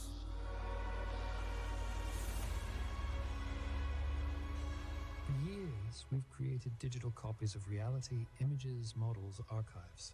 But now, something has changed. With ARTEMIS, we give our heritage a new kind of presence. A reactive heritage digital twin. A digital replica of a real-world heritage asset, incorporating all the data about it, which can interact in real time with its real counterpart to exchange. But how will these digital twins actually be used? Imagine a storm approaches. The reactive digital twin gathers real-time environmental data. It simulates the impact, identifies risks, and tells us where to act before the damage occurs. In this case, the reactive digital twin sends a signal to raise the painting off the wall. A flood risk has been detected. The system prepares just in time.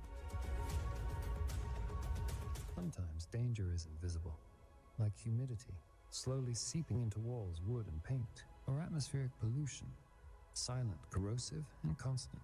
We can't see it, but the reactive twin can. It detects rising moisture levels, maps how it spreads, and warns us before irreversible damage begins. It's like giving heritage the ability to feel and to ask for help. What if we could test a restoration before ever touching the original? See the results, explore alternatives, improve the plan. All inside the reactive digital twin. Safe, reversible, precise. Protecting heritage means combining science, art, and technology. It means acting across borders, disciplines, generations.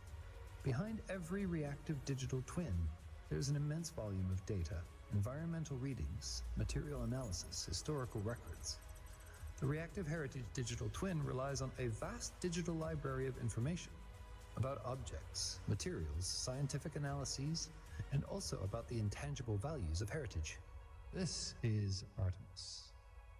Digital technology stewarded by human intelligence and supported by reactive heritage digital twin.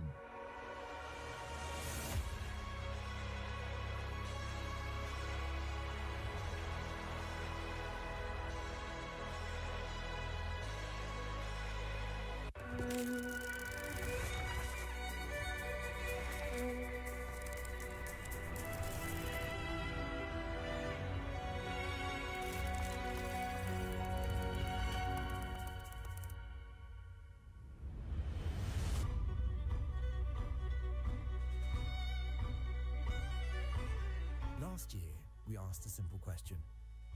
What if heritage could think? What if it could anticipate change, warn us of risks, and help us protect what time has begun to forget? That question became our vision. And today, that vision is becoming action.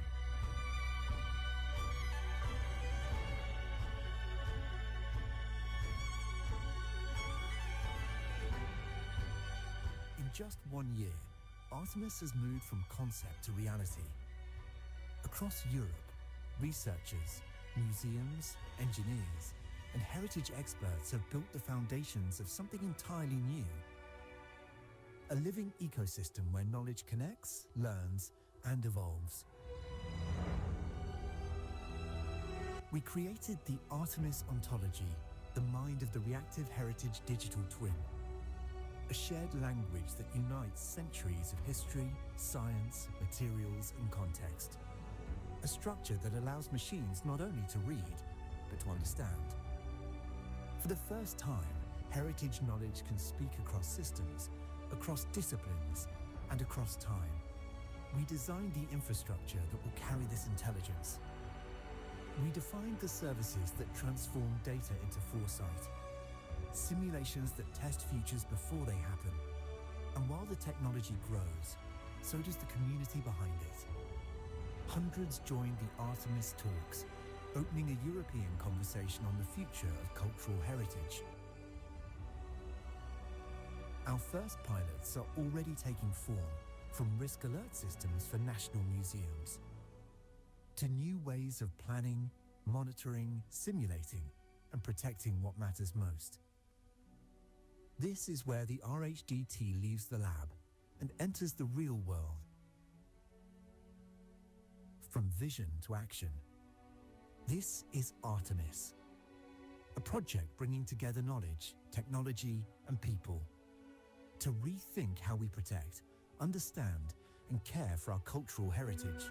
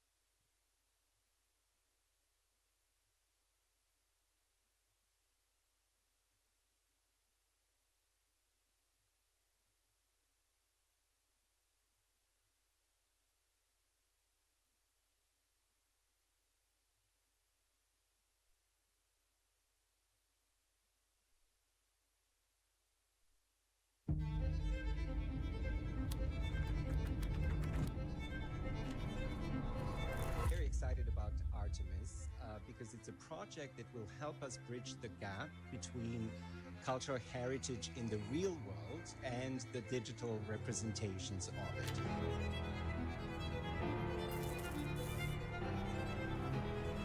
Describe Artemis to someone who doesn't know anything about the project. An archaeological dream about the future. Is a revolution.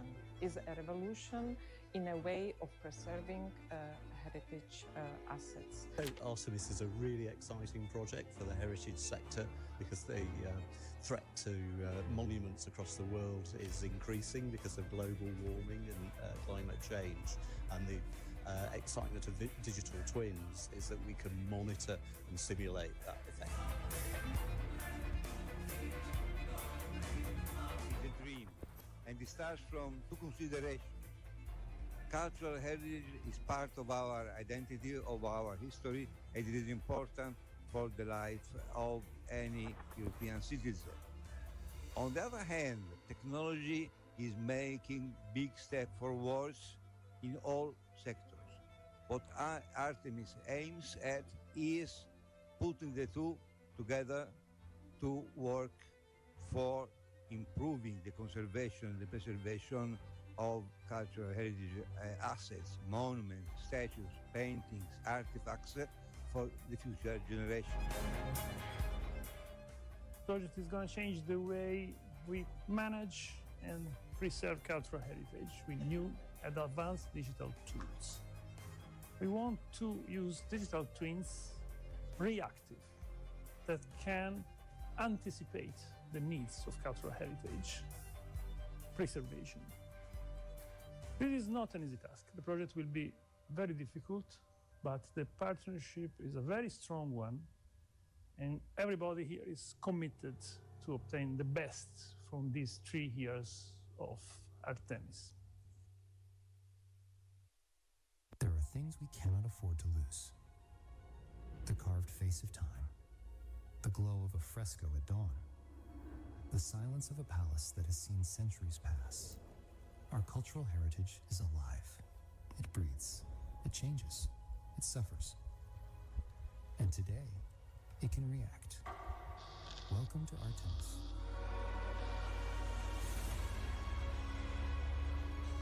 For years, we've created digital copies of reality, images, models, archives. But now, something has changed. With ARTEMIS, we give our heritage a new kind of presence. A reactive heritage digital twin. A digital replica of a real-world heritage asset, incorporating all the data about it, which can interact in real time with its real counterpart to exchange. But how will these digital twins actually be used? Imagine a storm approaches. The reactive digital twin gathers real-time environmental data. It simulates the impact, identifies risks, and tells us where to act before the damage occurs. In this case, the reactive digital twin sends a signal to raise the painting off the wall. A flood risk has been detected. The system prepares just in time. Sometimes danger is invisible, like humidity slowly seeping into walls, wood, and paint, or atmospheric pollution, silent, corrosive, and constant. We can't see it, but the reactive twin can. It detects rising moisture levels, maps how it spreads, and warns us before irreversible damage begins. It's like giving heritage the ability to feel and to ask for help. What if we could test a restoration before ever touching the original?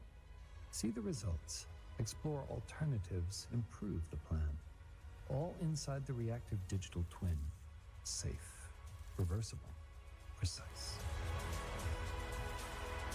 Protecting heritage means combining science, art, and technology. It means acting across borders, disciplines, generations. Behind every reactive digital twin, there's an immense volume of data, environmental readings, material analysis, historical records. The Reactive Heritage Digital Twin relies on a vast digital library of information about objects, materials, scientific analyses, and also about the intangible values of heritage. This is Artemis. Digital technology stewarded by human intelligence and supported by Reactive Heritage Digital Twin.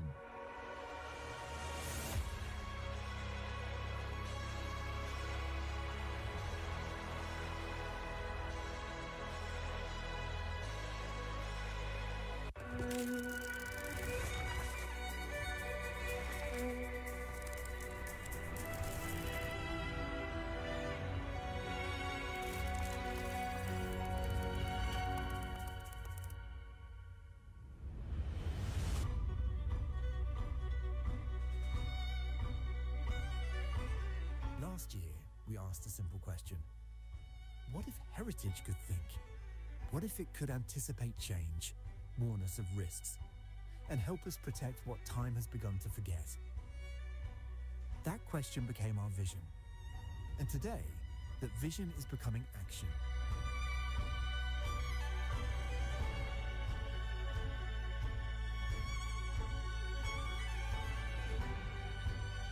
In just 1 year, ARTEMIS has moved from concept to reality. Across Europe, researchers, museums, engineers, and heritage experts have built the foundations of something entirely new. A living ecosystem where knowledge connects, learns, and evolves. We created the ARTEMIS ontology, the mind of the reactive heritage digital twin. A shared language that unites centuries of history, science, materials, and context. A structure that allows machines not only to read, but to understand. For the first time, heritage knowledge can speak across systems, across disciplines, and across time. We designed the infrastructure that will carry this intelligence. We defined the services that transform data into foresight. Simulations that test futures before they happen. And while the technology grows, so does the community behind it. Hundreds joined the ARTEMIS talks, opening a European conversation on the future of cultural heritage. Our first pilots are already taking form, from risk alert systems for national museums to new ways of planning, monitoring, simulating, and protecting what matters most. This is where the RHDT leaves the lab and enters the real world. From vision to action. This is ARTEMIS, a project bringing together knowledge, technology, and people to rethink how we protect, understand, and care for our cultural heritage.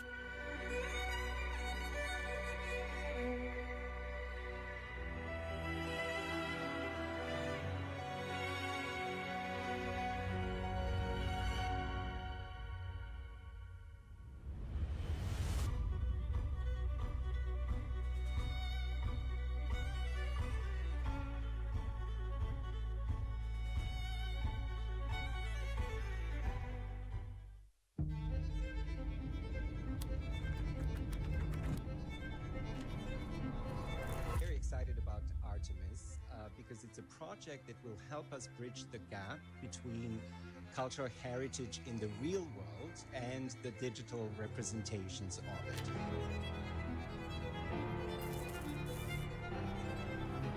How would you describe ARTEMIS to someone who doesn't know anything about the project? An archaeological dream about the future. Is a revolution.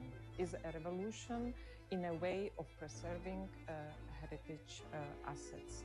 ARTEMIS is a really exciting project for the heritage sector because the threat to monuments across the world is increasing because of global warming and climate change. And the excitement of digital twins is that we can monitor and simulate that effect. The dream, and it starts from two considerations. Cultural heritage is part of our identity, of our history, and it is important for the life of any European citizen.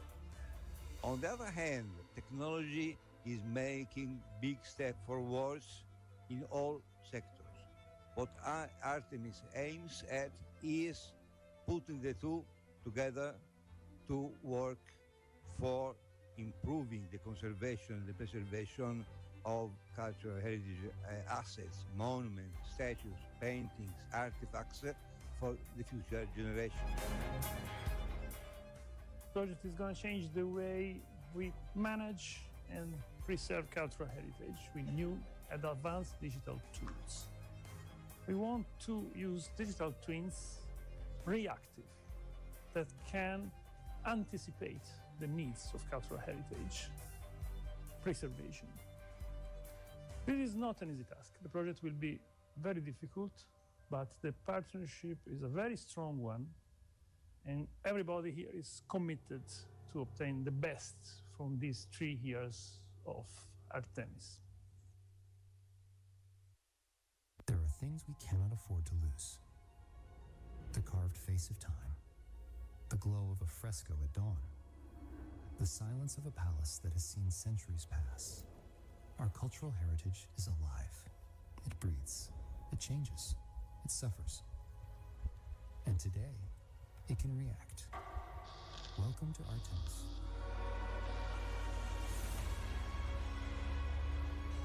For years, we've created digital copies of reality, images, models, archives. But now, something has changed. With ARTEMIS, we give our heritage a new kind of presence. A reactive heritage digital twin. A digital replica of a real-world heritage asset, incorporating all the data about it, which can interact in real time with its real counterpart to exchange. But how will these digital twins actually be used? Imagine a storm approaches. The reactive digital twin gathers real-time environmental data. It simulates the impact, identifies risks, and tells us where to act before the damage occurs. In this case, the reactive digital twin sends a signal to raise the painting off the wall. A flood risk has been detected. The system prepares just in time. Sometimes danger is invisible, like humidity slowly seeping into walls, wood, and paint, or atmospheric pollution, silent, corrosive, and constant. We can't see it, but the reactive twin can. It detects rising moisture levels, maps how it spreads, and warns us before irreversible damage begins. It's like giving heritage the ability to feel and to ask for help. And what if we could test a restoration before ever touching the original? See the results, explore alternatives, improve the plan. All inside the reactive digital twin. Safe, reversible, precise. Protecting heritage means combining science, art, and technology. It means acting across borders, disciplines, generations. Behind every reactive digital twin, there's an immense volume of data, environmental readings, material analysis, historical records.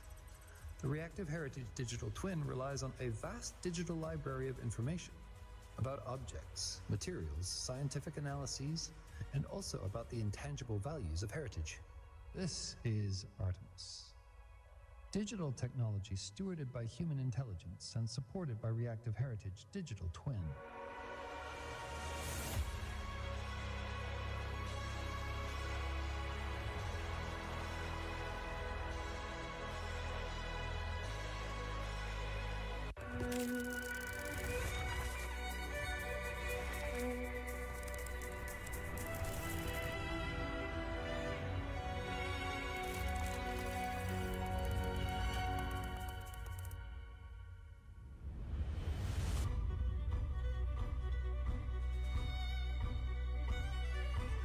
Last year, we asked a simple question. What if heritage could think? What if it could anticipate change, warn us of risks, and help us protect what time has begun to forget? That question became our vision.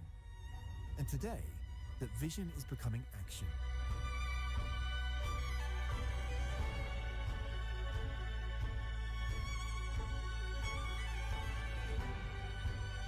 In just 1 year, Artemis has moved from concept to reality. Across Europe, researchers, museums, engineers, and heritage experts have built the foundations of something entirely new. A living ecosystem where knowledge connects, learns, and evolves. We created the ARTEMIS ontology, the mind of the reactive heritage digital twin. A shared language that unites centuries of history, science, materials, and context. A structure that allows machines not only to read, but to understand. For the first time, heritage knowledge can speak across systems, across disciplines, and across time. We designed the infrastructure that will carry this intelligence. We defined the services that transform data into foresight. Simulations that test futures before they happen. And while the technology grows, so does the community behind it. Hundreds joined the Artemis talks, opening a European conversation on the future of cultural heritage. Our first pilots are already taking form, from risk alert systems for national museums to new ways of planning, monitoring, simulating, and protecting what matters most. This is where the RHDT leaves the lab and enters the real world. From vision to action, this is ARTEMIS, a project bringing together knowledge, technology, and people to rethink how we protect, understand, and care for our cultural heritage.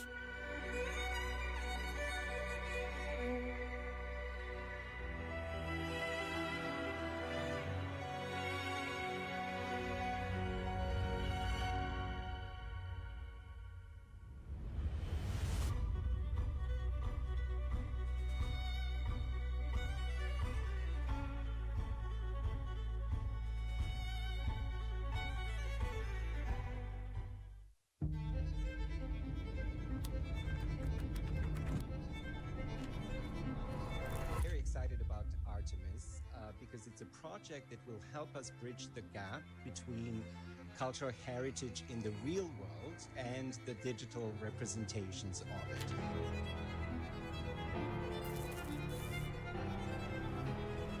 Describe ARTEMIS to someone who doesn't know anything about the project. An archaeological dream about the future. Is a revolution. Is a revolution in a way of preserving heritage assets.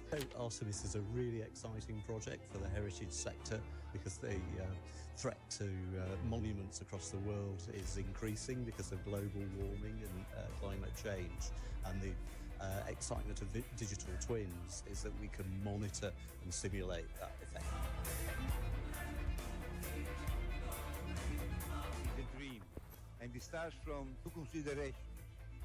Cultural heritage is part of our identity, of our history, and it is important for the life of any European citizen.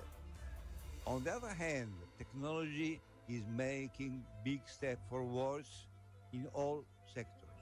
What ARTEMIS aims at is putting the two together to work for improving the conservation, the preservation of cultural heritage assets, monuments, statues, paintings, artifacts for the future generation. The project is going to change the way we manage and preserve cultural heritage with new and advanced digital tools. We want to use digital twins reactive that can anticipate the needs of cultural heritage preservation. This is not an easy task. The project will be very difficult, but the partnership is a very strong one, and everybody here is committed to obtain the best from these 3 years of ARTEMIS. There are things we cannot afford to lose. The carved face of time, the glow of a fresco at dawn, the silence of a palace that has seen centuries pass. Our cultural heritage is alive. It breathes. It changes. It suffers. And today, it can react. Welcome to ARTEMIS. Can you please sit down? And I would like to start today's second session. We have important guests here. And first of all, let me thank you for your availability to come here and discuss with us about these collaboration ideas. I don't know exactly who will be the first speaker. So, Richard, please, you have the floor. Should I put your slides? Yes, please. Yeah. So now it's on the Yes. The mic is working. Thank you very much for the floor. We will start this session with a few slides only about basically the European Research Funding Program, Horizon Europe. It will be, we have 3 persons from DG Research and Innovation who will take turns. So me, Maria Claudia and Patricia. And the idea is to set a little bit the scene for what has happened and what will happen in terms of research funding for cultural heritage, digital cultural heritage above all. So let me start from the top, a little bit historic looking back. There's at least 20 years of history of European funding for research in digital cultural heritage, possibly more. A little bit fun play of words. In the beginning, sometime, one of the first projects we funded was called ECHO. And one of the latest is called ECHO. So in 20 years, we have moved from ECHO to ECHOS, passing by many other things, such as the launch of Europeana 2008. It's not a research infrastructure, but it's a digital cultural heritage platform, etc. So this we don't start from zero. We have a lot that has been done in the past, as has also been highlighted a little bit during the first session today. And we should really take advantage of this, build on this, what has been done in the past. So from this little historical look back, let's look at Horizon Europe. What are we talking about on Horizon Europe? Maybe many of you are familiar with this, no? But this is the current Horizon Europe program. It's a 95 billion euro program over 7 years. And it has several different parts. We have the excellent science part with the European Research Council, the Marie Sklodskova-Curie.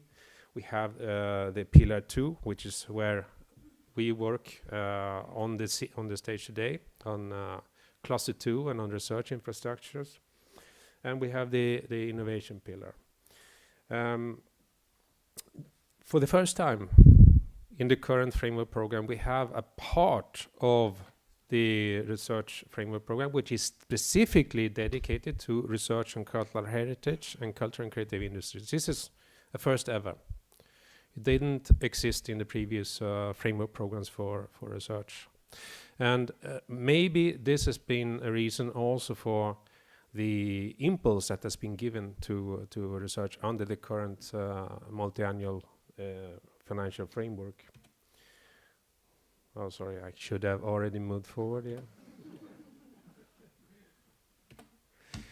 here. So what's happening under the Cluster 2 and the destination, the part of the program which is dedicated to research on cultural heritage and culture and creative industries? So you can see the funding per year dedicated only from Cluster 2 in this field has been around 100 million euros during the previous year, and it will continue more or less like this in the 2 coming years. So in total, we will have invested about 715 million euros on research and innovation for cultural heritage and cultural and creative industries, not only digital cultural heritage, but a big part also on digital. We will have funded around 175 collaborative research projects, only from Cluster 2, only on cultural heritage and cultural and creative industries. And on top of this, 1 European partnership. So it's really a sizable effort, and which has no comparison to what we have done before from the European Commission. And on top of this, this is only Cluster 2. We can add to this funding from other parts of the program, as demonstrated by ARTEMIS, which takes its funding from the research infrastructure part of the European research program. We have many projects, excellent research projects from the European Research Council, working on cultural heritage and related issue. Also, Marie Curie. Also different more clusters under the Pillar 2, such as the Cluster 4, digital and space. So in total, we will be well over 1 billion euros of investment on research on cultural heritage and CCIs.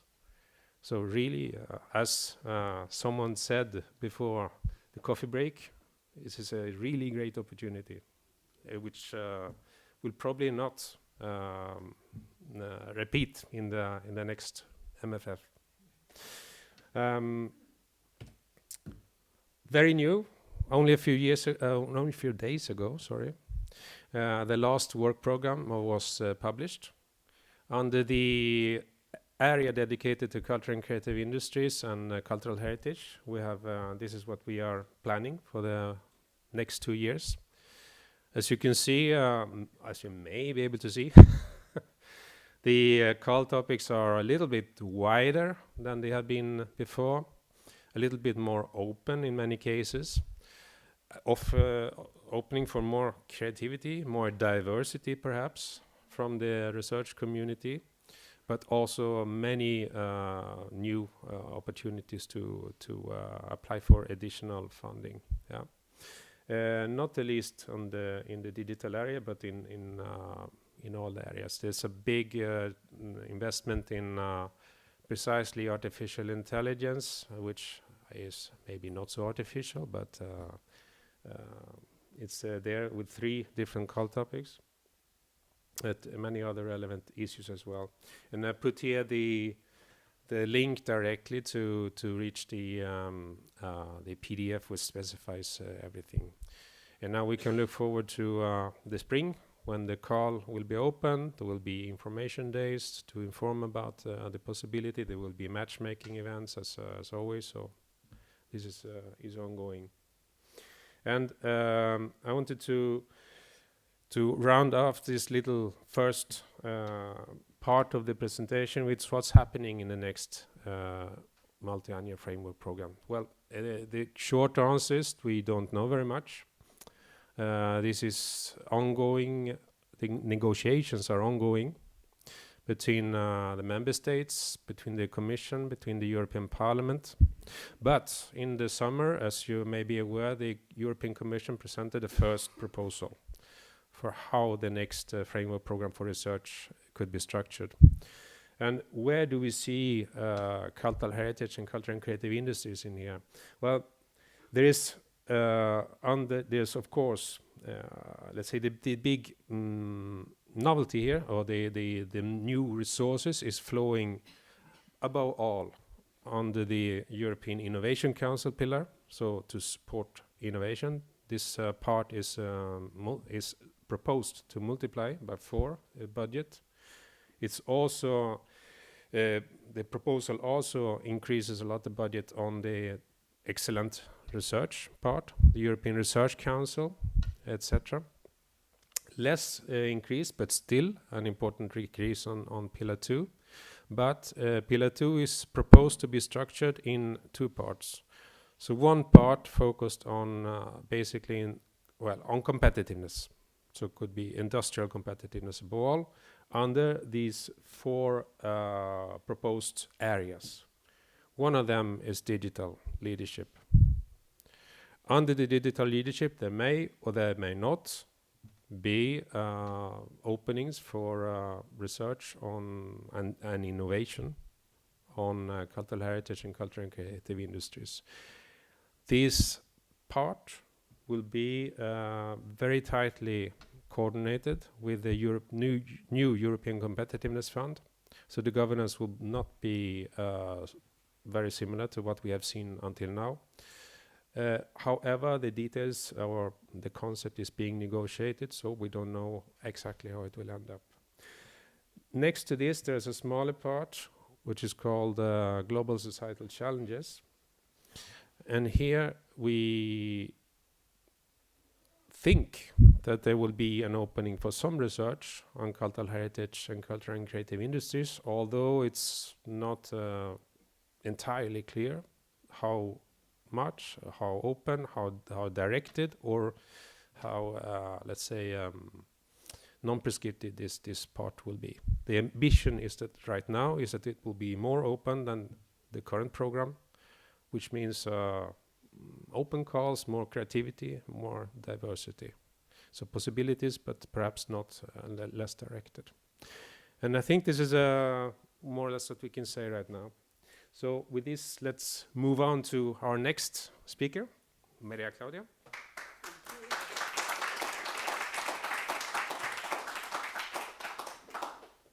Yeah, first of all, hi everybody again.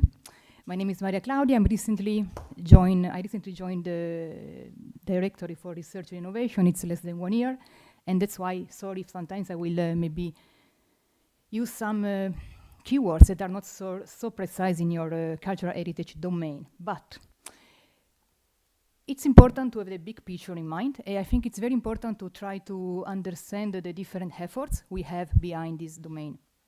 We try to be very, very, very short. And in this slide, you see that the main goal of the cloud, or this very ambitious project, is to provide technical infrastructure, but also governance and concrete and tangible use cases. We know Xavier was already mentioned this morning. It's a very ambitious project. It's a lot of taxpayers' money, our money, your money, 110 millions. We have a lot of countries, a lot of partners. This is amazing from one side. On the other side, could be also very challenging, no? To manage all these partners and also try to make the maximum out of it.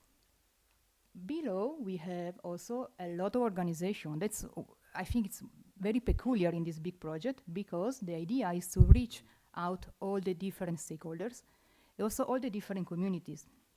And based on these numbers, you have more than 1,000 organizations in Europe that somehow, theoretically, should be working under the same umbrella.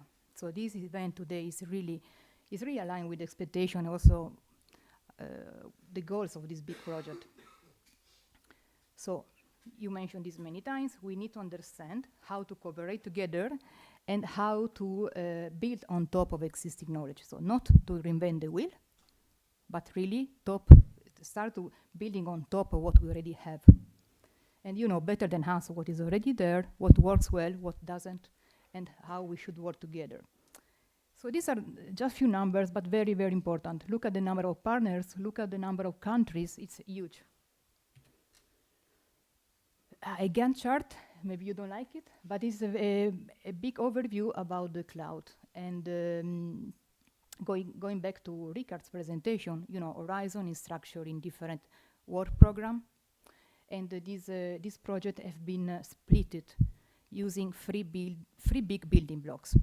The first one is from Work Program 2023, and it's about creating the engine, basically the engine, the infrastructure, but not just the technical infrastructure, also the main principle about governance for the cloud, and this is ECOS. ECOS together was also launched with other 3 sister projects: Automata, Textile, and E-RIHS. This project, as you can see, are already running, and they will be complemented by new projects that have been launched a few weeks ago. And I see also in the audience we have our colleagues from REA, and they work hard on this because we receive many, many proposals. And if you are curious, I would recommend you to go to our website. There is the recording from 10 days ago, where we ask the different tools to present the main challenges they are going to solve, but also how they are going to integrate and to work together with the engine. So basically with the father of the project, that is ECOS. Finally, we have the last work program, 2025, 26 million. And this is about creating use cases. So basically using the ingredients from the kitchen, you have the engine, you have the tools, let's do something on top of that. And these projects are going now, they are under evaluation, and hopefully we're going to end up with 8 or 9 projects.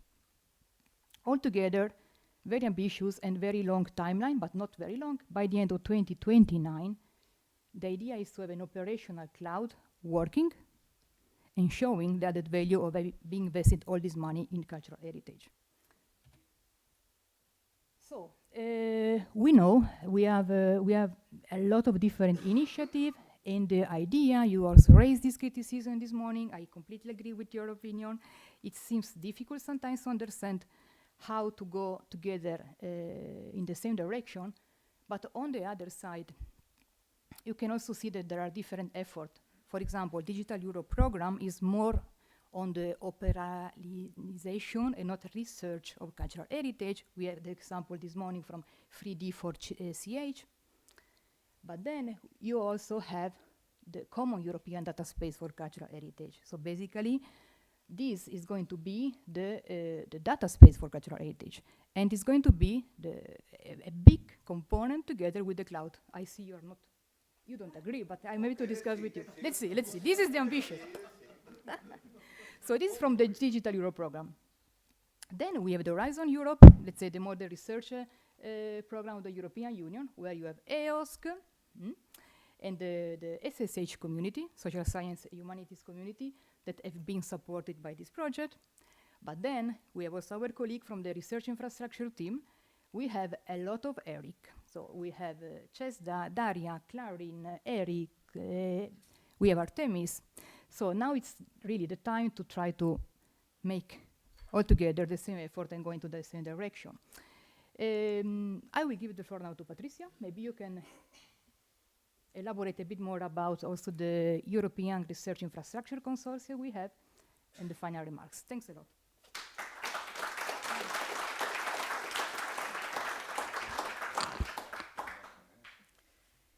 You have noticed that Maria Claudia, who's a lovely person, left me the trickiest bit. Yeah. Going back to, in fact, the discussion we started to have at the end of the previous panel was a little bit preempting the discussion that we want to have now, which is how do we come together? And how do I go to the next slide? And Thomas, when you were expressing your frustration, I was nodding because that's a shared concern. And it's a people's world, and we are a lot of people, we're 9 billion people on the planet. So the way we move forward is by having multiple initiatives in one direction that then at some point are streamlined because of a number of things happening. Sometimes one initiative is clearly better than the others and attracts more users or followers because it simply was better conceived, so that it's the winner out of the pack. And sometimes you need some decision from above or from below and above saying, okay, we're doing this several times, so we need to just pick one way forward. So I think we are precisely in that point now. There are multiple EU coordination initiatives. This is something that happens not only in this field, but in others. The boundaries between initiatives are not always very clear. There are overlaps and grey areas. And one of the reasons of this overlap is this digital thing, because when digital policies started in the 80s, and that was the beginning of the framework program, do you remember this digitalization? It was DG13 or whatever. The beginning of European joint research, apart from the Atom and CERN and Euratom, was digitalization, the beginning of personal computers and the transformation of our economies because of that. That was the beginning of our cooperation. So that was a program of its own. The problem is that now all programs are digital. So we're going to have to change the way we go about it, because we've got Digital Europe creating data spaces, and we are creating research infrastructures that can also be data collections. And in the middle of all that, we have EOSC, which is the research data space. But the boundaries are not clear, because there are converging initiatives, one from the point of view of the data space and one from the point of view of creating data, but at the same time, they're kept in a data space, and they're operated and worked on a digital space.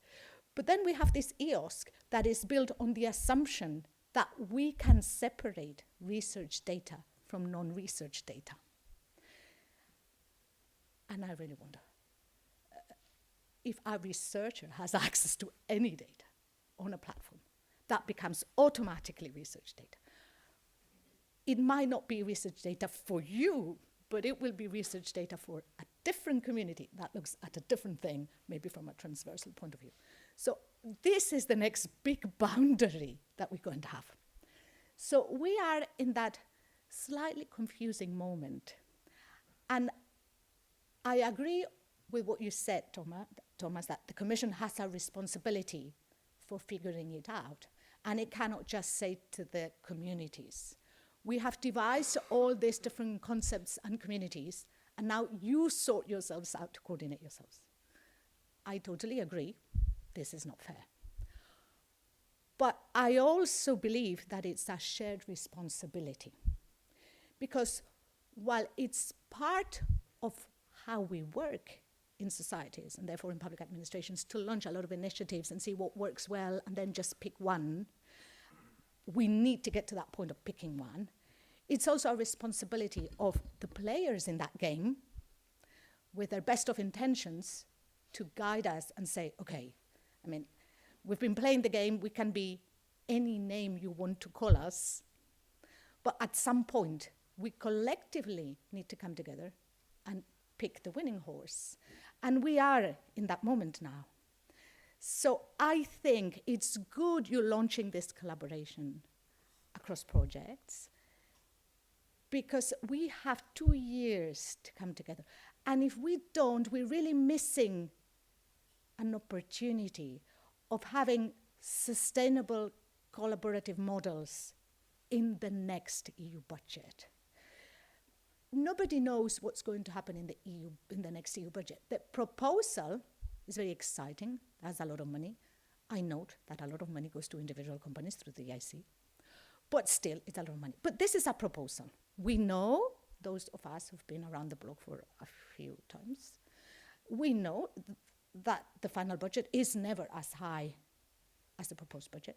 And we also know that these are very exceptional times that none of us have lived before.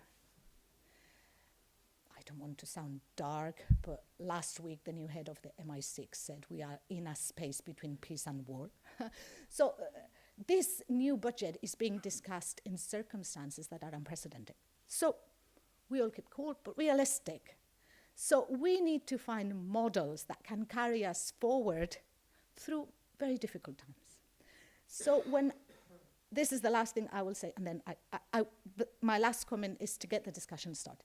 So earlier in the earlier panel, when you were talking about federating a network of competence centers, well, of course, it's all about federating. The EOSC will be federating existing repositories and data sets, because there's no way we can just build elephants in the desert. We're going to be federating what we have and creating common operational principles so that we create critical mass and added value through coordination. That's what we have money for.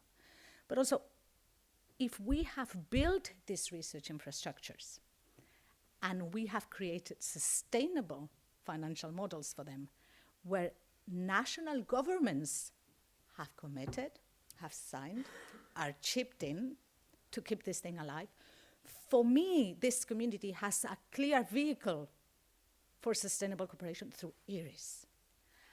I do not think it will be possible in this period of consolidation, where the landscape is for national ministries very saturated, to create new pan-European entities, because this comes out. So a new minister arrives, and the new minister is told, oh yeah, but from your budget, you have already all this international engagement. So, I mean, like, I don't know, 20% of your budget is knocked off, and you haven't even made that decision. At some point, some new minister will say, no, I refuse to, to comply with this commitment that was made by somebody else 20 years ago. So it has to be, the added value has to be very clear. And we need to make sure we don't miss that opportunity now, because then what we have managed to build could be lost. We cannot take anything for granted. And I will stop here because I'm sounding a little bit like doom and gloom, which is not my intention. So my question to you is like, how do you look at that, at coming together before the new MFF? And I know this is the discussion that we started having. I know that you've only started discussing across projects, but my message to you is like, don't waste this opportunity, because there's been a lot of money coming in this period, and we shouldn't take for granted what we have managed to build. So this is all.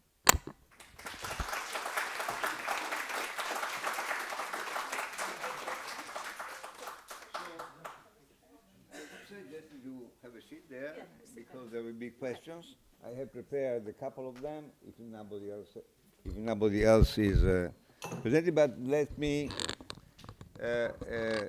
tell you a very short comment on what Patricia told us. It's a quotation. Great is the confusion under the sky, so the situation is excellent. Well, this was Mao Zedong who said that, I was copying it. So, while you start thinking of questions to this excellent panel of EU officers, which I thank very much for participating in our event. It's for sure your contribution is very important and essential to what we are planning to do. The first question, I took a note because I forget things. So, how do you see the future of the community in the landscape of different initiatives for digital cultural heritage? There are very many, and so what is your appreciation of this, this situation? And how do you suggest that the community may best navigate the challenges which are being presented by you and which we have also shown that we understand the challenges? So suggestions are most welcome. I have another question right after, but please. No. Okay. Maybe I can start with something very concrete. So you know better than us that there is this bit scattered situation. And for example, one request, a current question we keep receiving from the different communities is how do you position the data space and the cloud? No? Clouds. Cloud for cultural heritage. So something that we are trying now to launch together with Connect, with our colleagues that unfortunately today cannot be here, is to really start defining a kind of positioning paper. So what is in scope, what is not in scope, who is doing what? So sometimes I think personally, it's my personal opinion, that we really focus on very high level drafting, and sometimes we forget the basics, like requirements, functional requirements, definition of, I'm an engineer, so that's why I'm a bit obsessed with this. And I think it's a good start. So concretely speaking, at least from the ECOS cloud infrastructure and the data space, we are going to start, we just recently discussed about this, to define a bit better the boundaries, and also to give back to the communities, because there is clearly a big need of, let's say, clarification, and this could be a good exercise where we will ask also your contribution, of course. Then, beside the ECOS and the data space for cultural heritage, in terms of communities, what I see that this domain is really peculiar. You have people with complete different backgrounds that are tech savvy and they are not at all. And you need to put all these people around the same table. So they are different languages. It's not about technology, in my opinion, it's more about people and mindset. So about doing this, ECOS in his project, they have a big responsibility. There is a work package dedicated to community management. They also try to understand how to put them in contact and how to maximize the exchange of knowledge. So looking forward to this. And now I give the floor to Patricia and maybe also Richard, if you want to add something. I'm going to leave it because No, it's difficult to follow on Patricia's speech because I think it was very well formulated, the situation and what we don't know, but what we is it working? Yeah. So what we know, what we don't know, but what we expect in the future. If you ask about our vision, how do we see it from DG RTD, the unit that works on this part of Horizon Europe?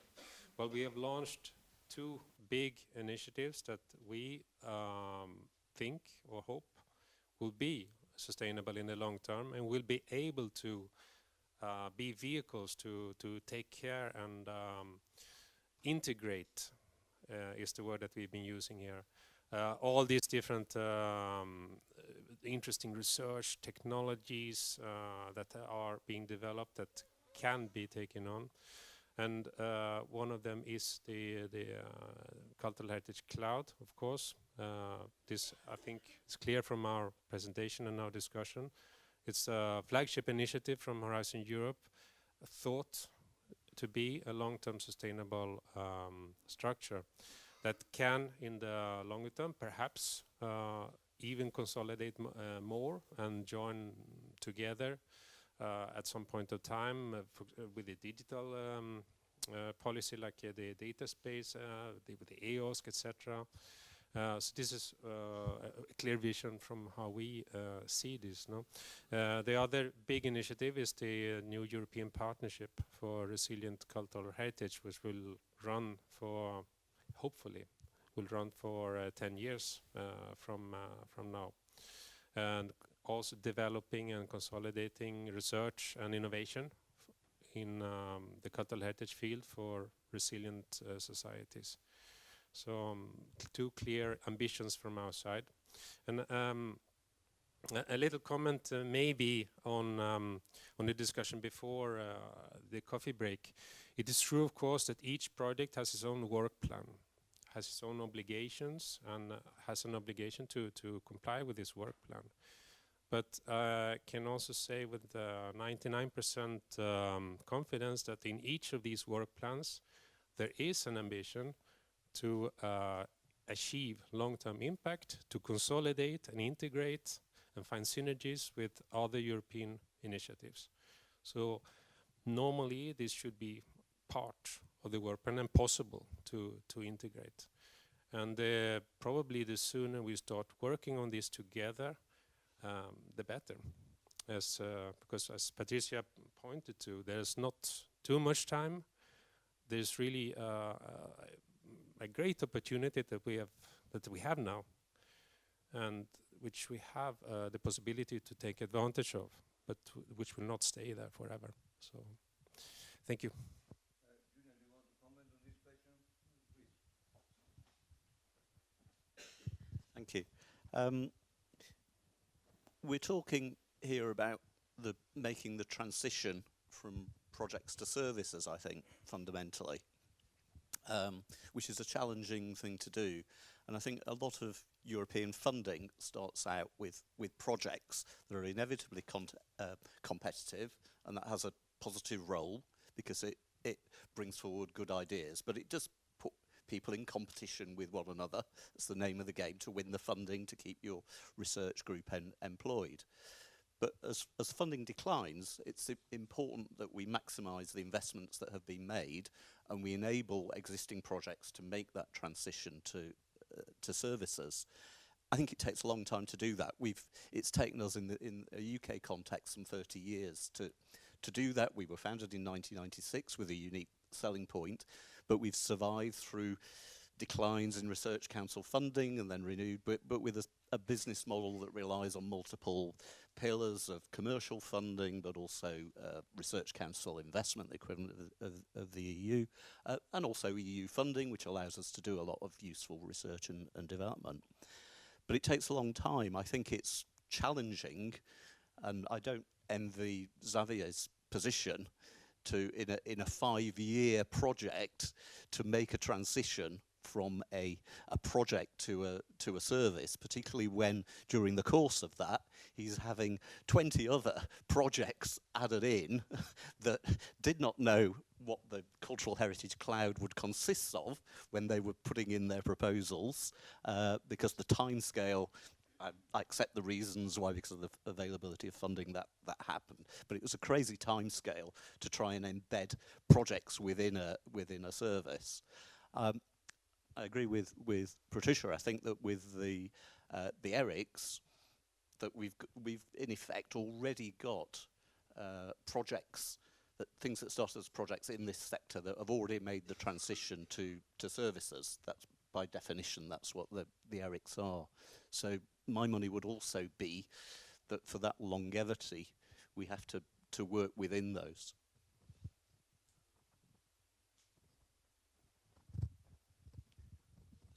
speaking about transition from projects to services, actually it's the only way to make it sustainable, as suggested. And actually, last weekend I was in Zurich, in Switzerland.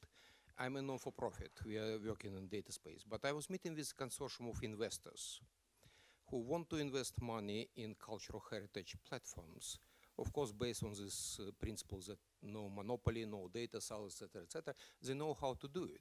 Actually, they were asking me, Alex, what European Commission is doing? Can we somehow cooperate? But listen to you and also your input that can we organize kind of joint cooperation between European Commission and consortiums of private investors, businesses, so that they pick it up from you and actually make it sustainable?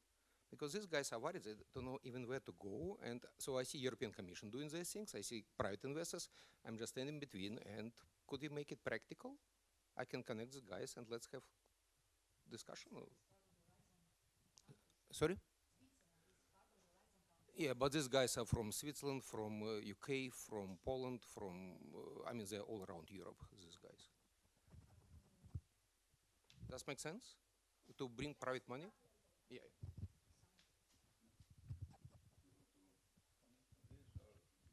I'm just curious, this is private investors that are not foundations, or are they foundations?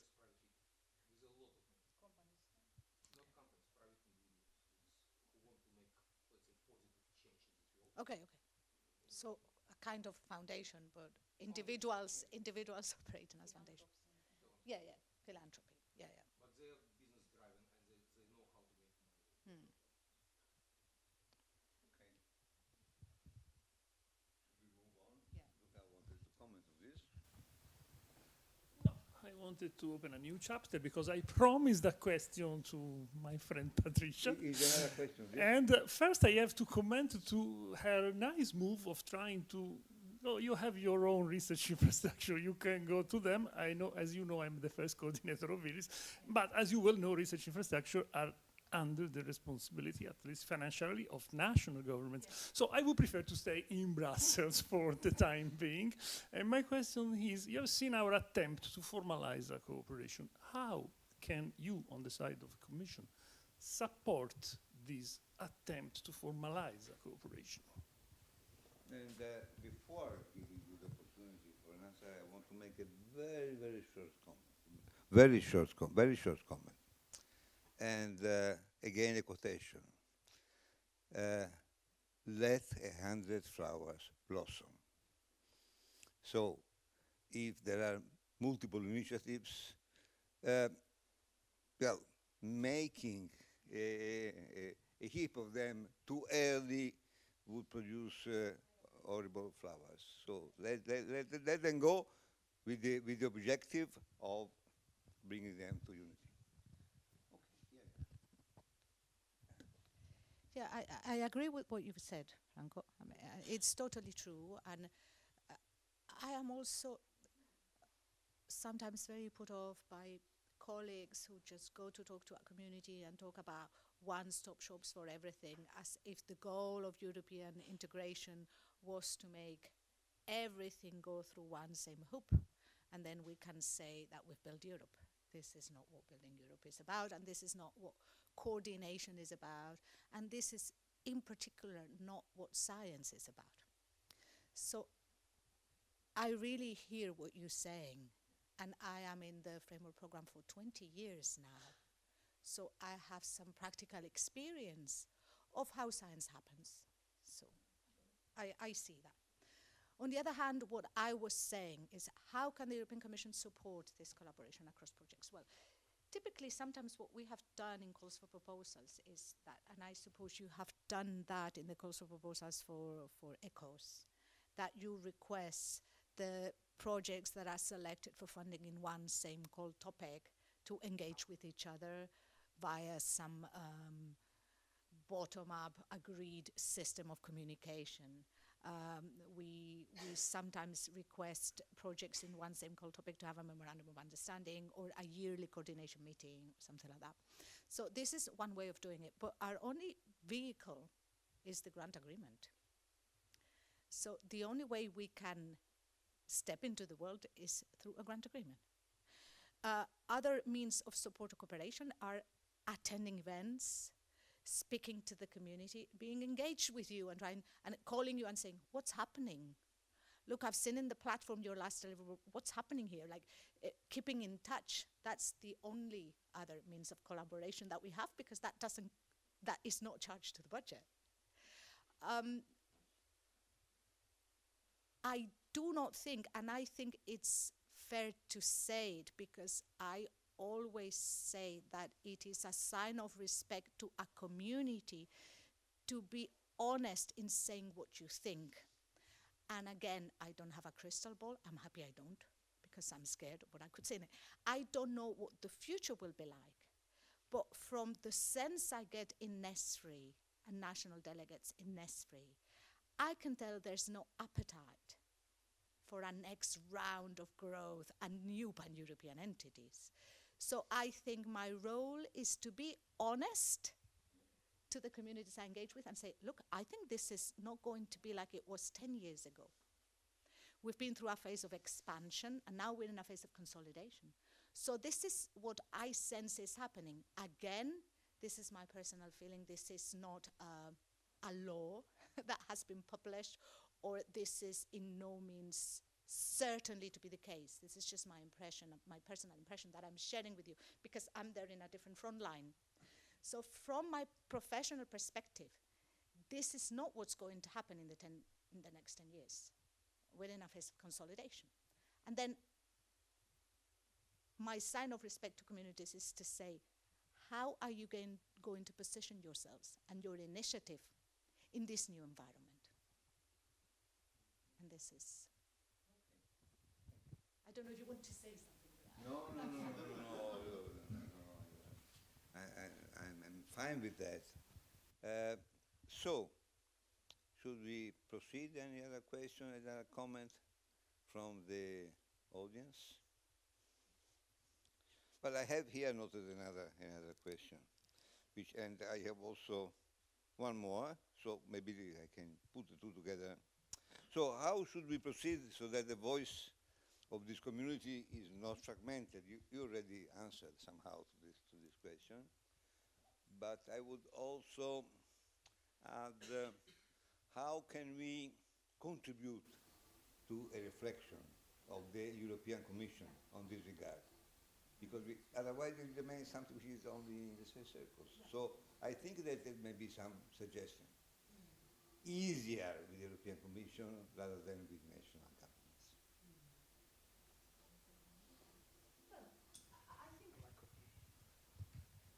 I think there are two ways of engaging in a policy discussion. There are a number of public consultations. So there were all these public consultations held ahead of the publication of the proposal of FP10. I want to assure you that we read each and every contribution we receive. Sometimes we receive spam because they're published online. This is a big problem. Sometimes we have loony people who decide to bomb us with something that is completely unrelated. So there are a lot of caveats to these consultations, but we read everything you send. So you might think that writing your personal rant on the website and clicking submit, that it's just like a personal meditation exercise, but there's somebody very real at the other end who reads everything. So there are many ways of passing your message. There's also the classical means of asking for a meeting or sending a position paper, which a lot of communities do. Communities in the physical sciences are sending us position papers all the time. So this is something you can do. Like you can take a position in the policy debate before it even starts crystallizing, putting your point of view forward. And that is something you can certainly do. Yeah, I totally agree. And also to be, again, a bit more practical, you know, I'm sure that if you go in your projects, there is one activity, stakeholder mappings. No, these are very recurrent activities. I was wondering why everybody started again from scratch doing the stakeholder mappings, and why we should not merge together all this effort, because I don't think communities are raising every day. They are so different, but also one big effort in this project is to identify the different stakeholders and the different communities behind them, the different and specific needs. So why you don't join forces and you provide a very good and solid foundation policy documents where you have one unique view about stakeholder management and communities. This will help us a lot, I would say. I know ECOS is doing this. I'm sure you're doing this in ARTEMIS as well. So why not starting from there? I want to add one thing that just came to my mind, and I want to quote Julian again. Sorry. I'm going to be vampirizing what you said now from now on. We need a Venn diagram for the different activities of the community that's very clear to understand. Because in policy organizations, and you know this because it happens also at national level, people move around all the time. So once you've established a relationship of trust, and you know the other person knows where you're coming from and what's the type of work you're doing, hop, they change jobs. This is frustrating also for me, who intends not to change jobs ever.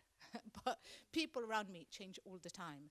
So that's why your communication materials need to be very understandable, because you don't know when a new player is coming who doesn't have all the background and doesn't understand anything. You need a very clear Venn diagram of who's doing what and why it's not the same. That's, I think we really need that. Yeah, also this could be supported by, looking at the private world. When a company is structuring its services, you have always a service catalog. And then you define the user needs and the personas behind the requirements. So I would say that a more structured mapping of communities' needs, specific capabilities would be very beneficial to understand that there are no overlappings, or where we can try to join forces. Okay. Well, I can give you a short explanation of why every project restarts from scratch. Because we are not doing anthropological study of stakeholders. We are analyzing the reaction of stakeholders to our results. So it is very focused. Whatever is the goal, it has to be compared with what we are going to propose to the stakeholders. The nucleus, the stakeholders, people are the same, but they may react differently to simulation of restoration, 3D modeling of artifacts, and so on. So it should be, I'm not sure that everybody does it this way, but for ARTEMIS, it's like that. So will you accept the concept of virtual restoration? I'm sure that 80% will say no, that it's impossible. If somebody else proposes something different, the answers will be different. This is a typical marketing attitude.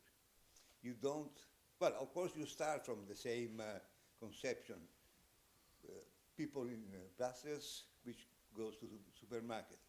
But then you check how they will react to an offer of a new kind of whatever, chocolate or pizza or whatever. So it is something which needs to be adapted to the specific project. Then I agree with you that very often it's just copy-pasting, stakeholders, blah, blah, blah, blah, blah, blah. That's real, okay? That's true. Okay. Any other questions? I have more questions, but I don't want to be annoying. Well, there is a lot of work from the Commission preparing the future. I see that there is a lot of, you told us. How do you think that starting from the existing documentation, the existing documents, which are a bit outdated in my opinion, how do you think that if we started not criticizing, but just showing from our perspective of researchers, professionals, people working in reality and not in Brussels, how this, what is missing? what is missing in the existing documents. For example, AI. Of course, they could not discuss AI. So what kind of AI is acceptable and what kind of not acceptable, and why? Because otherwise we probably would start from misconceptions. AI is dangerous. It comes from the United States. It's tricky. Okay, so wait a moment, and perhaps some technical contribution could also help you on specific topics in preparing political definitions and documents. So,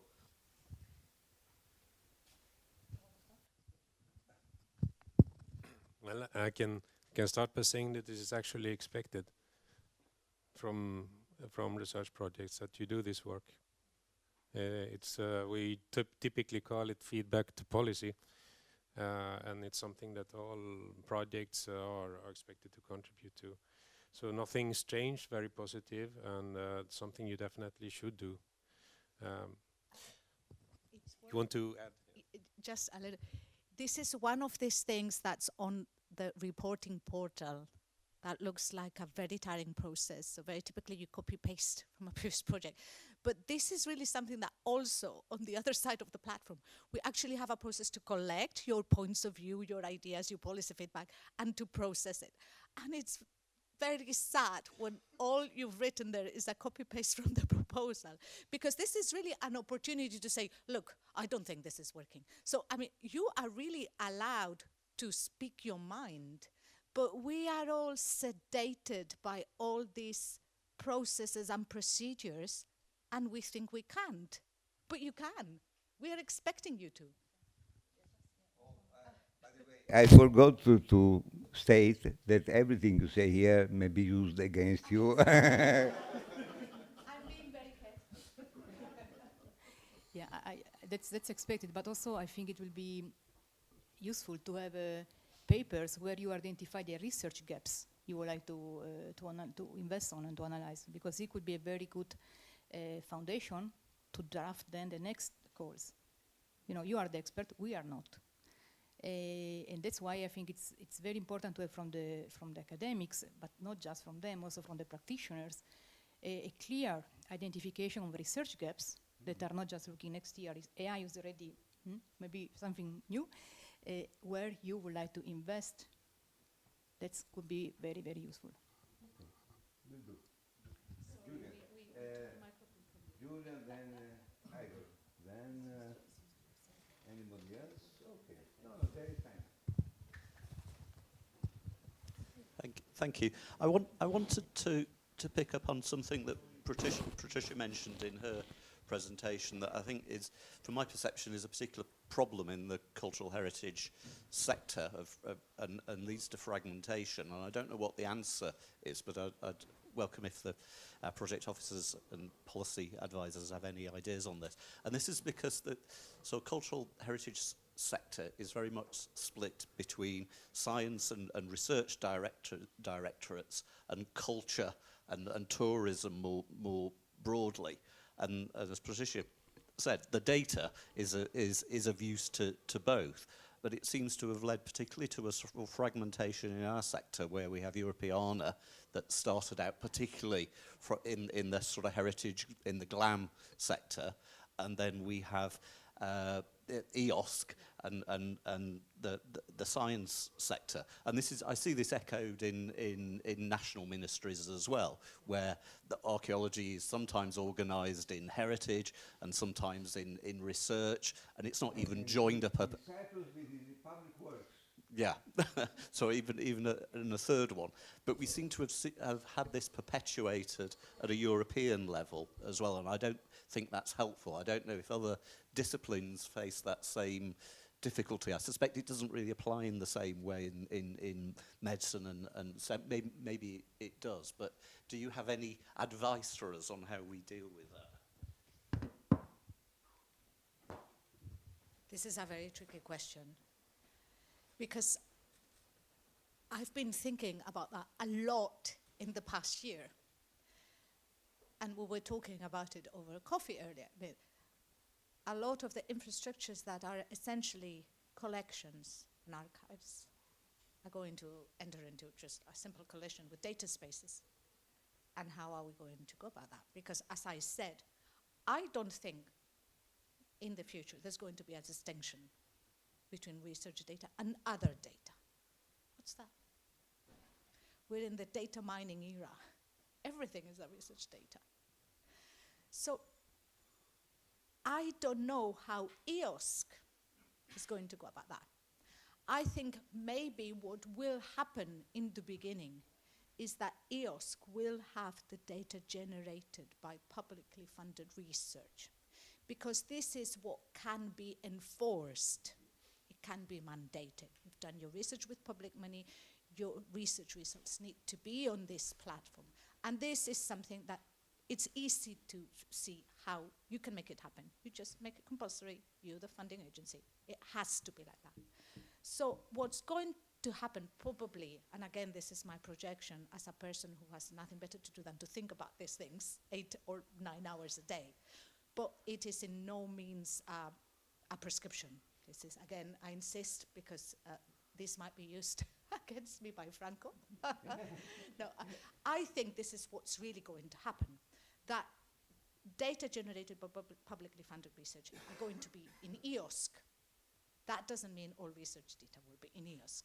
So there will be a period of coexistence with EOSC and other data spaces created for commercial purposes. And a researcher will need to operate in both. This is what I think is going to happen. That will be another transition phase, because this is the only possibility. It's very daunting to try to imagine how you can do your policy work in this context. But then, since you mentioned what Xavier has had to face, I feel a little bit better, I think. I think we're not the only ones. But I think this is how it will play out.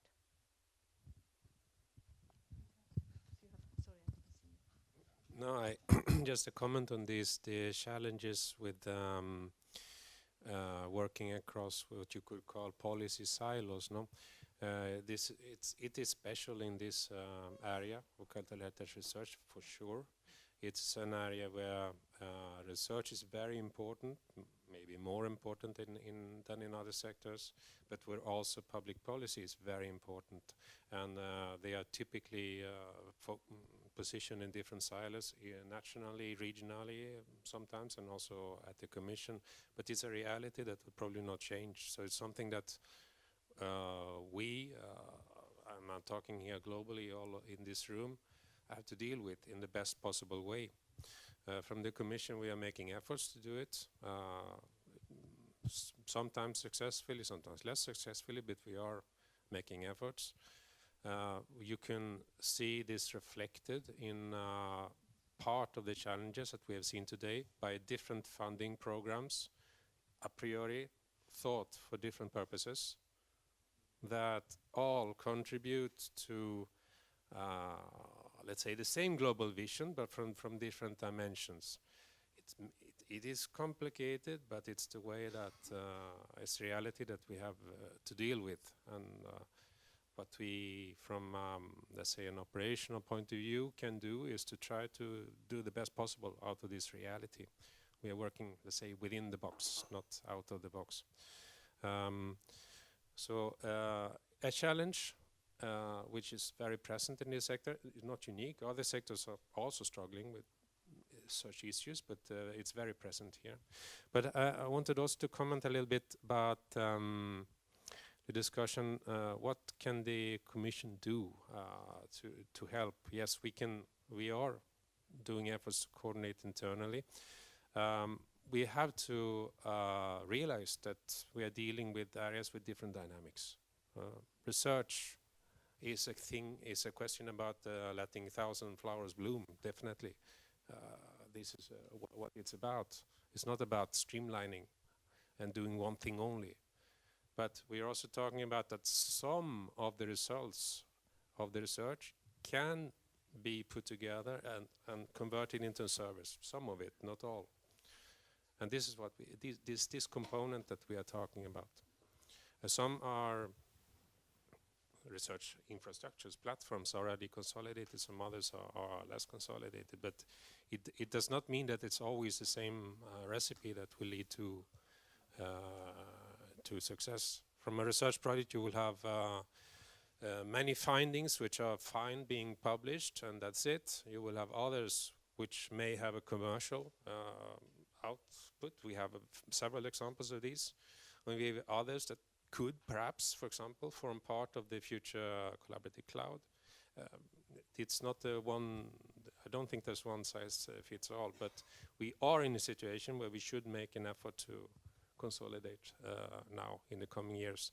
And to the extent that we managed, this also increases the visibility of the value that this creates, and that's very important for policymakers. Because if we cannot make it understandable and graspable, the value that is created by research and innovation in this area, the chances to get support in the future will be lower, let's say. And it helps if we can gather together under certain questions here. And to add to this mixed play, I think the challenge of Xavier and his co-partners is really tough. It's a hard challenge that we have proposed and they have accepted. And I hope that all of us here can agree that we all stand to gain from helping them to achieve success in this challenge. So this is something I think can be a conclusion also from this discussion. It's we all have to stand to gain from this. So let's try to help each other together. Thank you. Yeah, just one quick comment on what Ricard mentioned. I think this morning it was very interesting to listen to your presentation. However, I think it will be very useful to also have demos, to stop using a lot of slides, but maybe start showing results concretely. So I really appreciate, for example, your slide. They were more, screenshot from the application. I also understand new projects, they just started, so they don't have anything to show. But in order to show to policymakers that are not researchers, but also to citizens that are paying with their money, this research would be very, very, very good to try to use a common narrative. And there are a great example. We were in Siena in September.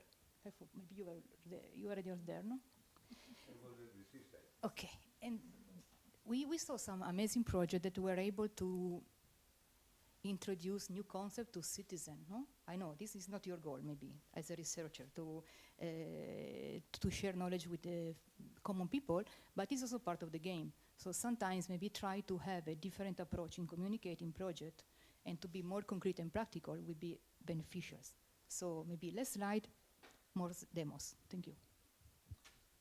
Okay, let me just quickly comment on the, yes, yeah, just comment on this last statement. I think you had a look at our leaflets, and they are for common people, not for researchers, not for technicians. Of course, there are different levels. So we are very much aware of your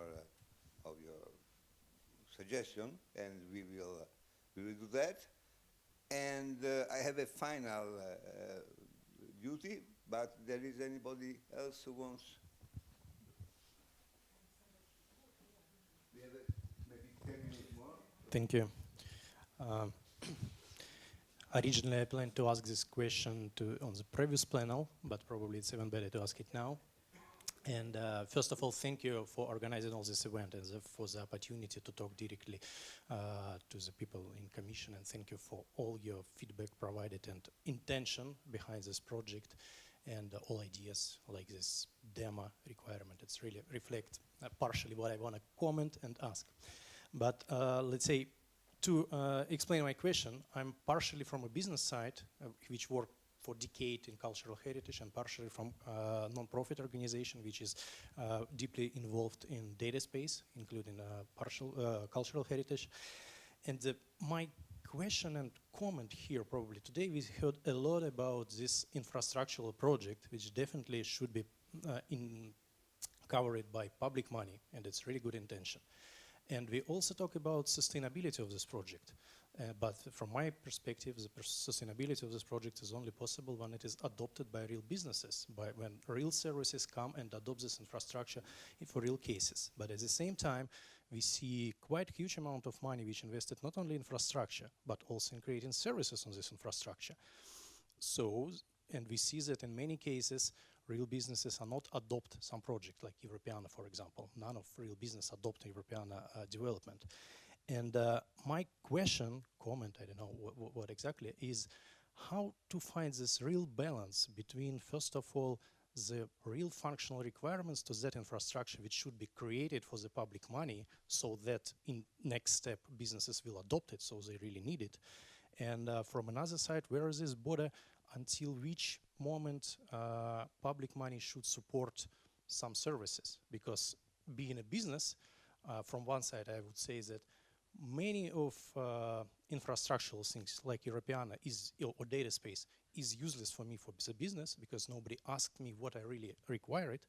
And from another side, the money which was spent on supporting services on top of this infrastructure bring damage to the businesses because it provides some unmarket advantages for this project which is trying to build services. And we see that most of the services are dying after the financing is stopped.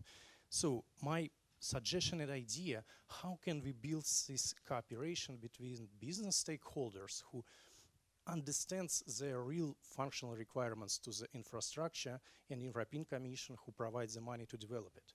Because we are really eager to bring this knowledge, ideas, and so on, being many, many years on this market. And not only we, I'm talking, let's say, about the whole segment industry. Thank you. This is a very interesting question. As you can imagine, in the research infrastructure stream, this is an important challenge because we don't work only with social sciences and the humanities communities, but we work with physics communities that provides analytical services, analytical laboratories that are very clearly relevant for industry. I mean, some European analytical laboratories have beamlines only for the industry, or only for a particular industrial sector, like the ESRF has a pharma beamline with robotics that have been designed exactly for the type of samples that the pharma industry will provide them with, and to look at proteins and how to inject pharmacological agents into them. So, I mean, there is the issue of public funding going to developing services that then in turn nobody really uses. This happens. This is the world. I mean, let's face it, this happens. Then there's also the problem of services that would be potentially very useful for an industrial community, but they don't use them because A, they don't really understand the service because they're not scientists. Second, they are not in the academic world, so they're not in the circles that understand how to apply. They need to wait for 6 months. I mean, they operate in a different dynamic. So these are very interesting issues. I have some ideas of how FP10 money could be used to bridge this gap. But of course, nobody's listening to my idea, so I need to wait patiently to see how it goes, to see if I can insert a topic. I mean, and everybody else will agree that this is a good idea. But this is a question we are aware of, and this is a problem that we will always face. There will always be a scientific community that manages to make their elevator pitch and get money for their pet idea and develop a service that then nobody else in the world is interested in. This is how science works, for good and bad. So this will always happen to some extent, and we need to live with that. But the objective is to minimize the impact of that in our projects. So, yeah. Also, I mean, going back to your question, I think it's very different if you're approaching Horizon projects or if you're approaching different way of procure projects. So before joining RTD, I was leading quite big infrastructure project, before in the private sector, then in the public sector. And you have clear requirement before start paying your developers, no? You want to go from A to B, and you want to have a product that is ready for the market, that is operationally solid, and you can do a lot of things on top of it. This is not the goal of Horizon projects. So you know probably better than me the TRL concept, and also you know that based on the different type of calls, you have different requirements. Then, even more in our cluster, we are a bit less TRL driven, I would say. If you go, for example, to cluster 3, where you can also find interesting project about illicit trafficking of cultural goods, that's somehow our field, I would say, definitely. They have strong requirements on in terms of functional requirement. This is not our case. So I don't know exactly how we can turn this. Also, this is what we want to do, because one constant request we are keep receiving once we are start drafting the course is you should not be prescriptive. Yeah. So we are not allowed, because it's not the goal of research and founding research to be prescriptive and to I want to have A, B, C, D. No, this is not the Horizon goal. You need to go for a complete different tool, procure this project in another complete different environment. Maybe add a little bit to this discussion to say that the Commission usually very much welcome the involvement of private companies. Also in research projects, private companies are very welcome to take part. So the first thing you could, the message is if you want to influence how infrastructures or how services are developed, the best way is to take part in their development. And these calls are open to participate for any entity which is, let's say, playing dirty, paying taxes or anything like this. No, and the participation of private companies is welcome. But we should also be clear that at least now I'm not talking about the data space. The data space is funded by Digital Europe, which is more industry oriented, even though the cultural heritage data space is a bit on the limit. But in terms of the research funding, Horizon Europe, we are supporting research. And much of research is public. So if we develop services which is useful for research, this is also within the scope. It does not have to be useful necessarily for private companies. And this is an example is the cloud for cultural heritage. The goal here is to develop services which support research and innovation in the field of cultural heritage, both for public entities and also private companies, to the extent that this is viable. No? But we can very well have services which are only useful for public entities or for research or for restoration or for archaeological excavations which are part private, part public. So it's not that, also not as straightforward always. I see that it will be also very beneficial when you have on the same Horizon project people that are coming from the private sector and from the academics, because sometimes, you know, if you lose them, if you just have academics, sometimes you really struggle in understanding how this will go to the. So it's very good to have a also public-private partnership. That's very beneficial. You see better than me, Mazzucato, all the discussion around innovation when you need to have these strong components. So, as you said, public are welcome, but even private companies. And probably this is something we need to encourage even more. Okay, I think it's now high time to end this very interesting meeting, these panels. And so my duty is to start with thanks. First of all, thanks to the panelists from the European Commission for their contributions and for showing people in this room that there are real people behind, no bots. No chatbots. At least for now. Second, but absolutely not less important, thanks to the 450 people who were so strong to resist until the end of the discussion. We started with 600 people online, and now there are 440, including my 7 years.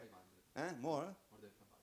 Okay, excellent. And including my 7-year-old grandson. And of course, I'm thanking all the people participating in the discussion, and decidedly, last but not least, KIK-IRPA for offering this nice venue, great hospitality, technical support, and this should not be done, because otherwise we will come back. So thank you, everybody. We have in the afternoon the presentation of ARTEMIS for the public at large. You are all invited to attend it, but above all, you are invited to pick more leaflets. Otherwise, I will have to bring them home, and they are heavy. So thank you, and see you later after lunch.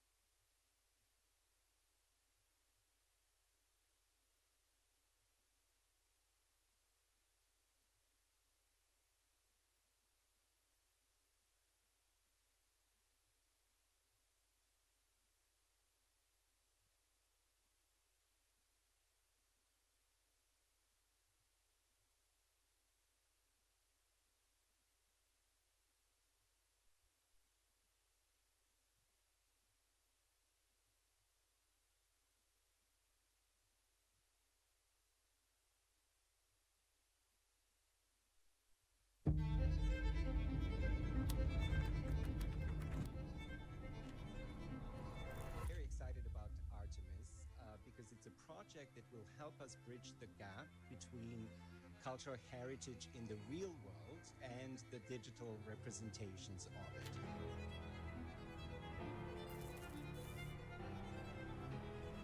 Describe ARTEMIS to someone who doesn't know anything about the project. An archaeological dream about the future. Is a revolution.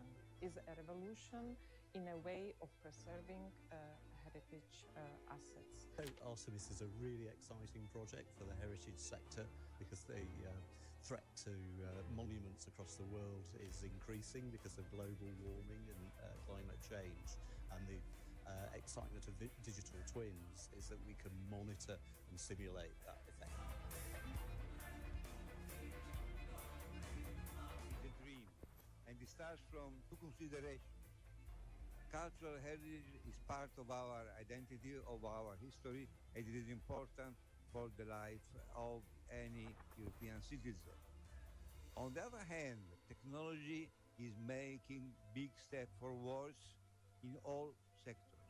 What ARTEMIS aims at is putting the two together to work for improving the conservation and the preservation of cultural heritage assets, monuments, statues, paintings, artifacts for the future generation.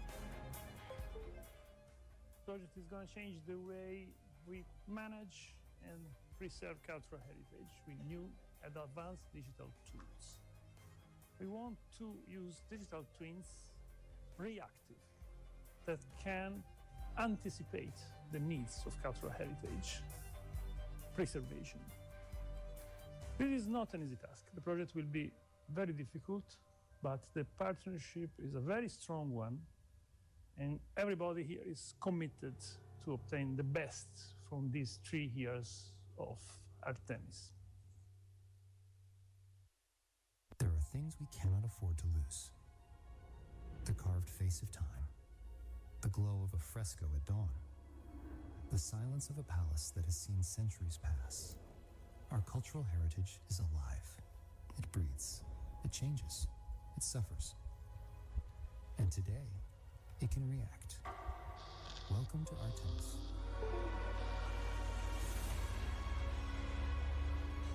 For years, we've created digital copies of reality, images, models, archives. But now, something has changed. With ARTEMIS, we give our heritage a new kind of presence. A reactive heritage digital twin. A digital replica of a real-world heritage asset, incorporating all the data about it, which can interact in real time with its real counterpart to exchange. But how will these digital twins actually be used? Imagine a storm approaches. The reactive digital twin gathers real-time environmental data. It simulates the impact, identifies risks, and tells us where to act before the damage occurs. In this case, the reactive digital twin sends a signal to raise the painting off the wall.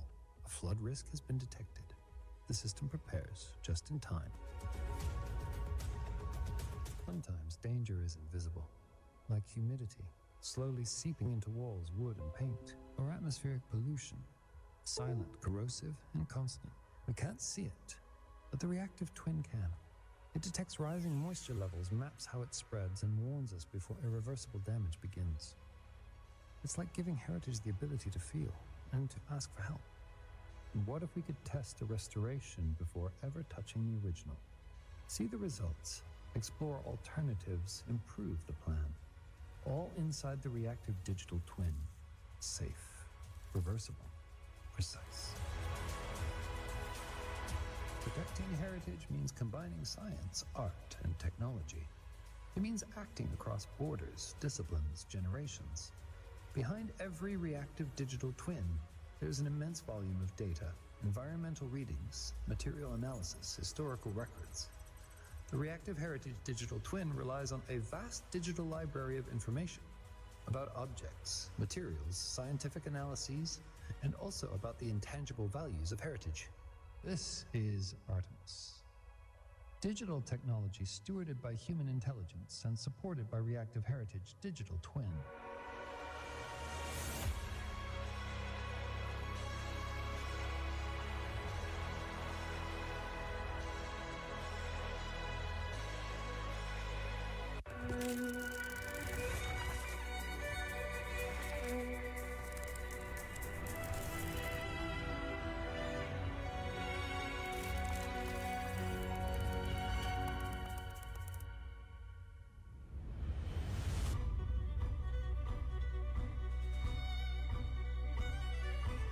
Last year, we asked a simple question. What if heritage could think? What if it could anticipate change, warn us of risks, and help us protect what time has begun to forget? That question became our vision. And today, that vision is becoming action.